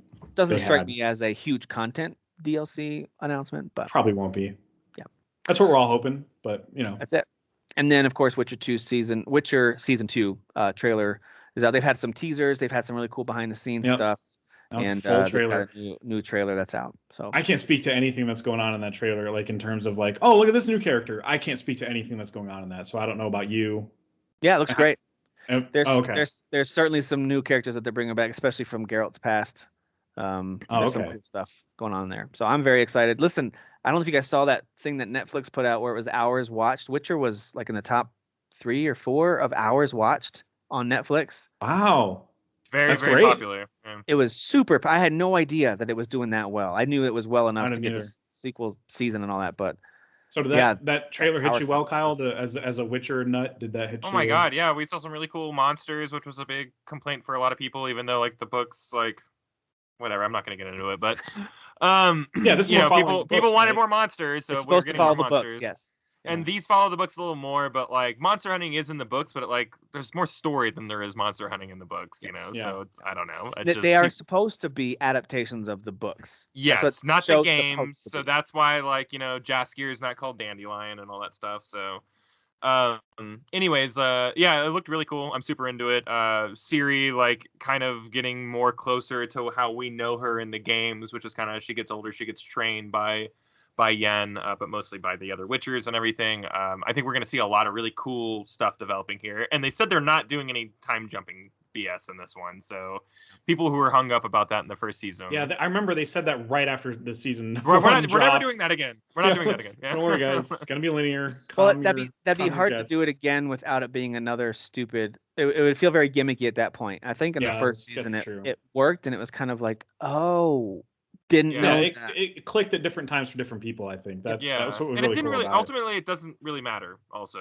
Agreed. Like that it's told out of order. But I think if you keep doing it that way or try to keep making you guess, like, ooh, when do you think this happened? No, it's like, all right, now it's gimmicky. So I don't think that's a wise move. I don't think they're gonna play with that. That's good. Very excited. I thought the trailer, it looked even higher budget. Looks like more money was pumped into this project. Super excited. I think Netflix is definitely treating this as their Game of Thrones for sure. Yeah. And I like that they didn't try to cast people that necessarily have to match up with how the game looks. There are some characters in there that they are going to introduce in this season that they aren't going to look like they looked in the game, and that's okay. Like it's still the same character, and the stories should be good. I'm excited. Dune switched some people up too, and it didn't really matter. Doesn't matter. Oh boy, going to a Dune fan page, it matters to them. It matters. But I'm telling you guys, it doesn't. It really doesn't. Isn't it fun to just kind of be in the middle where you're like, I'm just going to enjoy for whatever it is? And anyway. Yeah. All right. Sony had a state of play this week, or did they? We're not really sure. Something happened, and they showed 37 it was a state of something. Things were talked about. but there's really not much here. I'm going to go through these rather quickly. If you guys really were excited about something outside of the final announcement, we can talk about that a little bit. I have alternate titles for each game. Oh, do you really? Can you go through the list? I want to hear them. All right, cool. If you have anything you want to say about these games, because I was barely paying attention for some. I only care about the final one. Okay, cool. All right, so the first game they showed was Death vs. Let It Die, more like Let It Die, but for real. Nice. That's coming out 2022. The next game is called We Are OFK. Normally I care about narrative games, but this was way too try-hard and indie even for me. Mm-hmm. So more like No FK, and that's coming out 2022. Got it. Yeah, love it. Yep. We got Bug Snacks, Isle of Big Snacks. Is this DLC? I have no idea. More like Bug Crap, Isle of Big Crap. That's coming out early 2022. It is DLC, really by the way. Like, warrant more content? Like, it is DLC. Yeah. It is DLC? Oh, okay. Yeah, that's what we need. Sure. So we got Five Nights at Freddy's Security Breach. Again, if it's DLC, I don't know. More like No Nights at Freddy's Sacrapity Breach. It's coming out December 16th. Sacrapity. This is dumb. This is so dumb. I can't believe I did this. Death's Door is coming to PlayStation November 23rd. No comment. This is actually a really good move. Fantastic game. You More should people play gonna it. play it. Good. Yeah. It's on Switch too, by the way, on the same day. Oh, nice. Cool. Okay, cool. So that wasn't just exclusive for this console. All right, awesome. So the next one, Kart Rider Drift, which is just a Mario Kart wannabe. More like Fart Rider Drift. Am I right? Anyway, whatever. It's coming out 2022. Really low budget, and I was surprised this was the other thing. Well, it's such a thing that they're doing a closed beta in December 8th. All right, so strap in. I won't be but there. It's free to play. Nobody's gonna be there. It's gonna be free to play. So that's free-to-play cool, game? I guess. Sure. Oh, that's great. Of King of Fighters 15, there's been 15. Could not care less. I know that I was surprised how not great the game looked. Like once they started like zooming in on like the. I was like, oh, is this Tekken 3? Yeah, I thought it was like an indie fighter, to be honest. Yeah. I was like, oh, cool, it's like a cool indie fighter. And like, no, it's the most popular fighting franchise or one of them, ever. And I'm like, oh, why does it look like this? Yeah.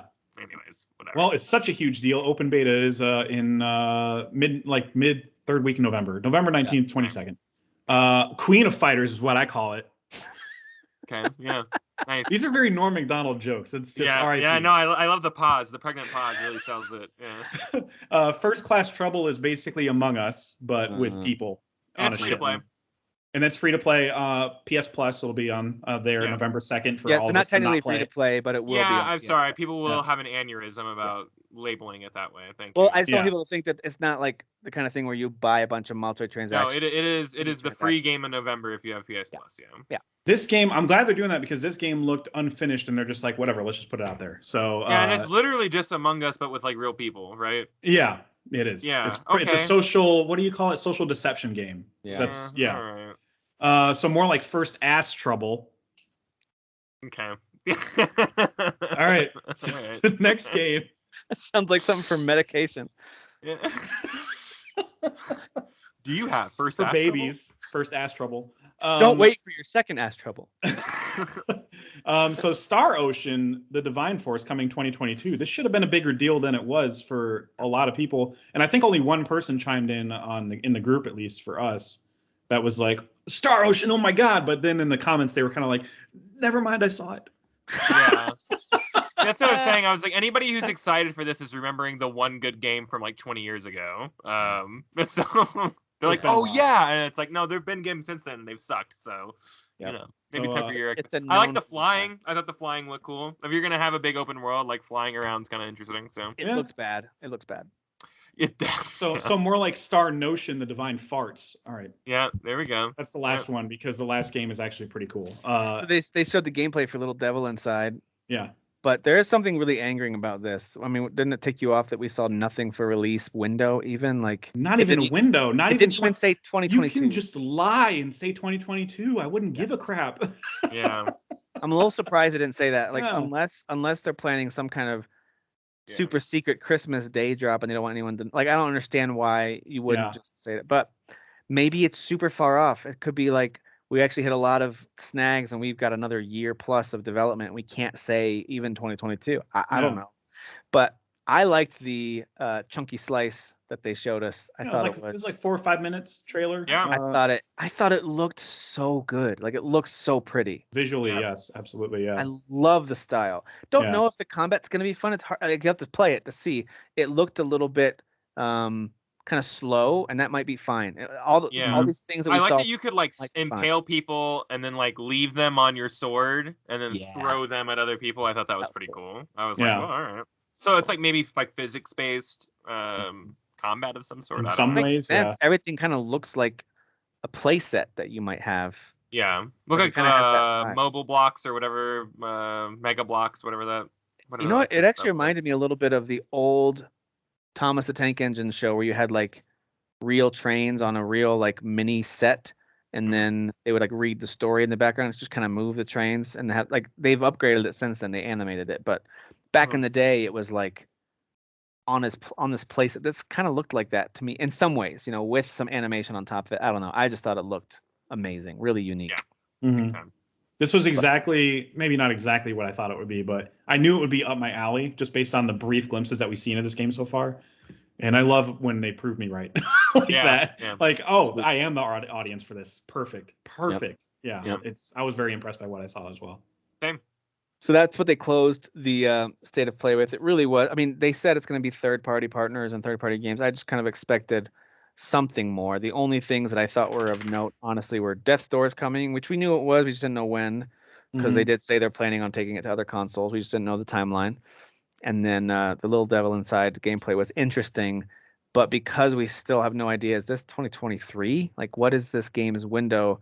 It's kind of, I don't let myself get too hyped up for something that, I mean, I could be in my 40s when this game comes out. It's kind of like me with Beyond Good and Evil, which looks like it could be one of the best games ever made, period. That game's never coming out. But that game will come out for my grandkids. Yeah. Beyond Good and Evil 2 was announced well before this version of it, and it got canceled. This is the second version of Beyond Good and Evil 2. Yeah. All these games that we're waiting on. The game's never coming out. But hey, listen, if you skipped Returnal this year because it sounded too difficult and too scary to play through Returnal, if you don't want to reset, that's fine. Now they've updated it. This is a 2.0 update. Now we can return. Which allows you to pause mid-run with suspend cycle.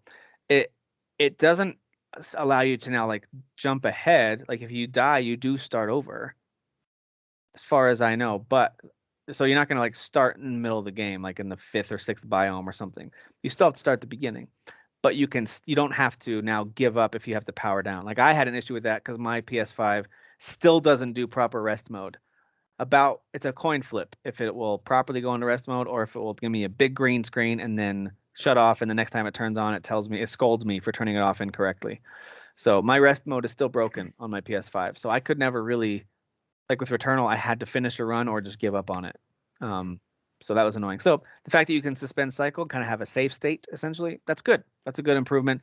Still not going to be up everyone's alley because when you die, you start over. You keep some upgrades and some guns you've unlocked, but I mean, it's still that type of game. That's what they made. That's what they made. And if you don't like it, then play something else. Yeah, plenty of games out there, guys. Yeah, I mean, we've been talking about Guardians, and that is accessible AF. So. Yeah, go play that game. Woo. Yeah.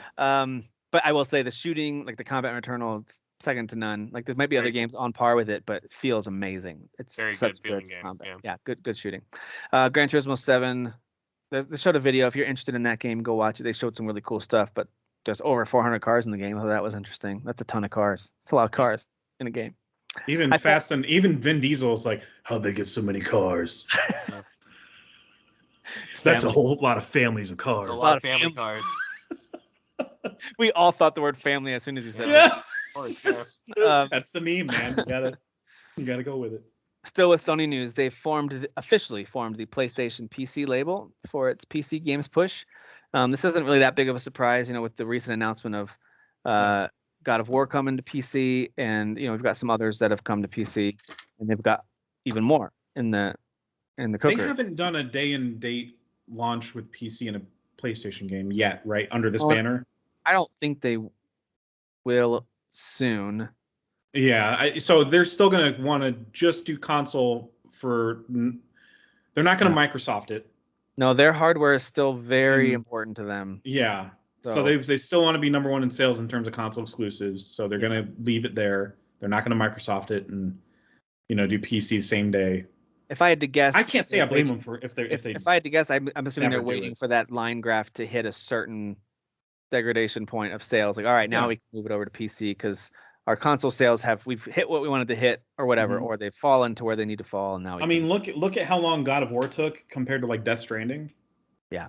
I mean, Death Stranding made sense to put it on PC because like that game is not accessible for a lot of. You can talk about accessible games. A lot of people were just kind of like that didn't get it. We're never going to get it, and maybe PC is just going to reach that much broader of an audience, I guess. It has been fun, by the way. Before this recent wave of games came out, I was playing more Horizon Zero Dawn, which just being reminded how much I love that game, and it's so freaking pretty on my PC. And by the way, I'm playing on a 1440p screen, so I can keep all the settings totally maxed out. And when I'm sitting this close to the screen, and it's not a massive monitor like that, it looks so good. It looks absolutely amazing. Love it. And so seeing some of these others that are going to arrive, Uncharted 4 and the Lost Legacy game, so 2 Uncharted games, the most recent ones. I count Lost Legacy as a game. It's just maybe not their main line. And then God of War. Those are all coming in 2022. So this makes sense. There's also a rumor that Sackboy Big Adventure is on the way because someone spotted it. Oh, good. That's what we need on PC. Is that more people need to play that game? Yeah, it reviewed really well, but silly.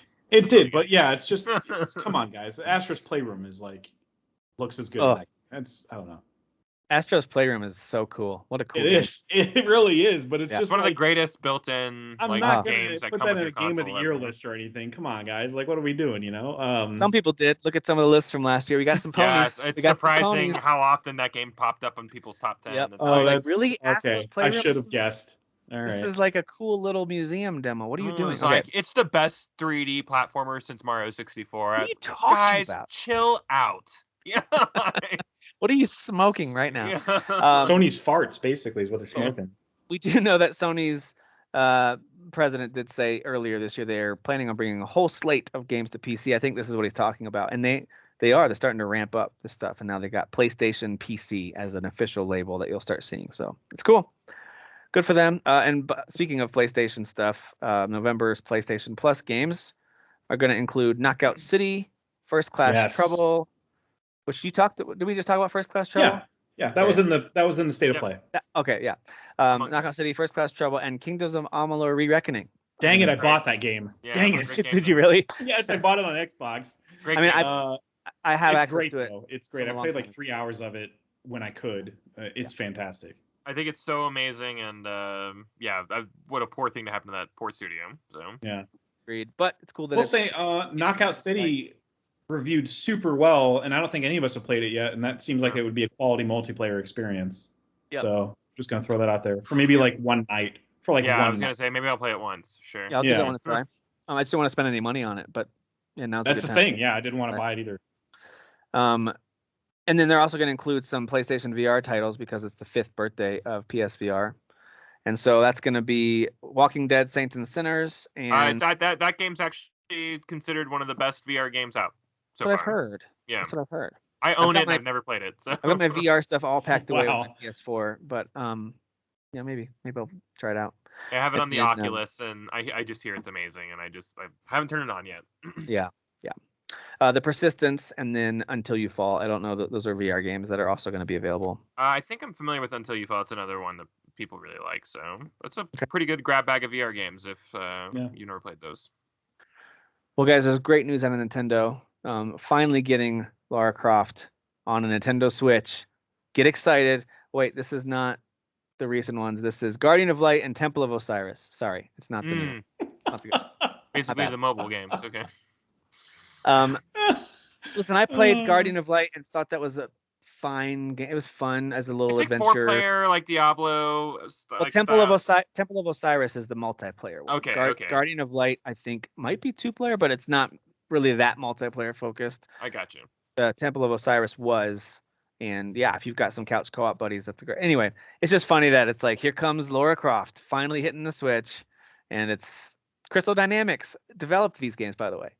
It's just not their newer ones. So, I mean, the Switch can't handle a 2013 Tomb Raider game. Get out of here. Couldn't it? I don't know. It can't handle Kingdom Hearts, so why would it handle this? Jeez. That's all I've got for Nintendo.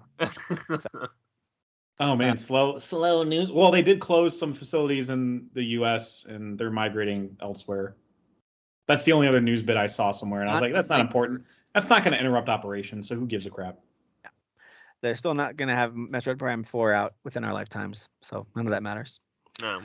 GeForce Now is a streaming service that kind of I've heard about, but I haven't really paid attention to. But apparently it's live. At least the beta version is live on Xbox, so you can go give it a shot.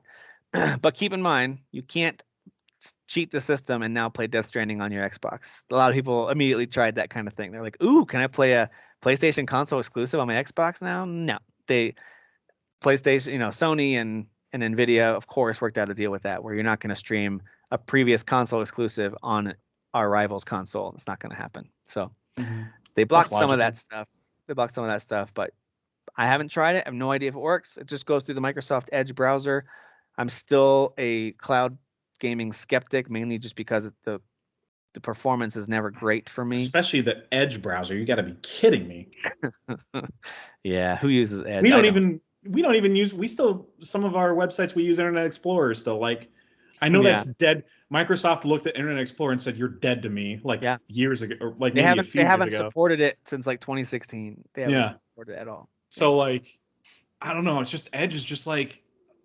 Every time I open it, I'm like, ugh. Yeah. Same.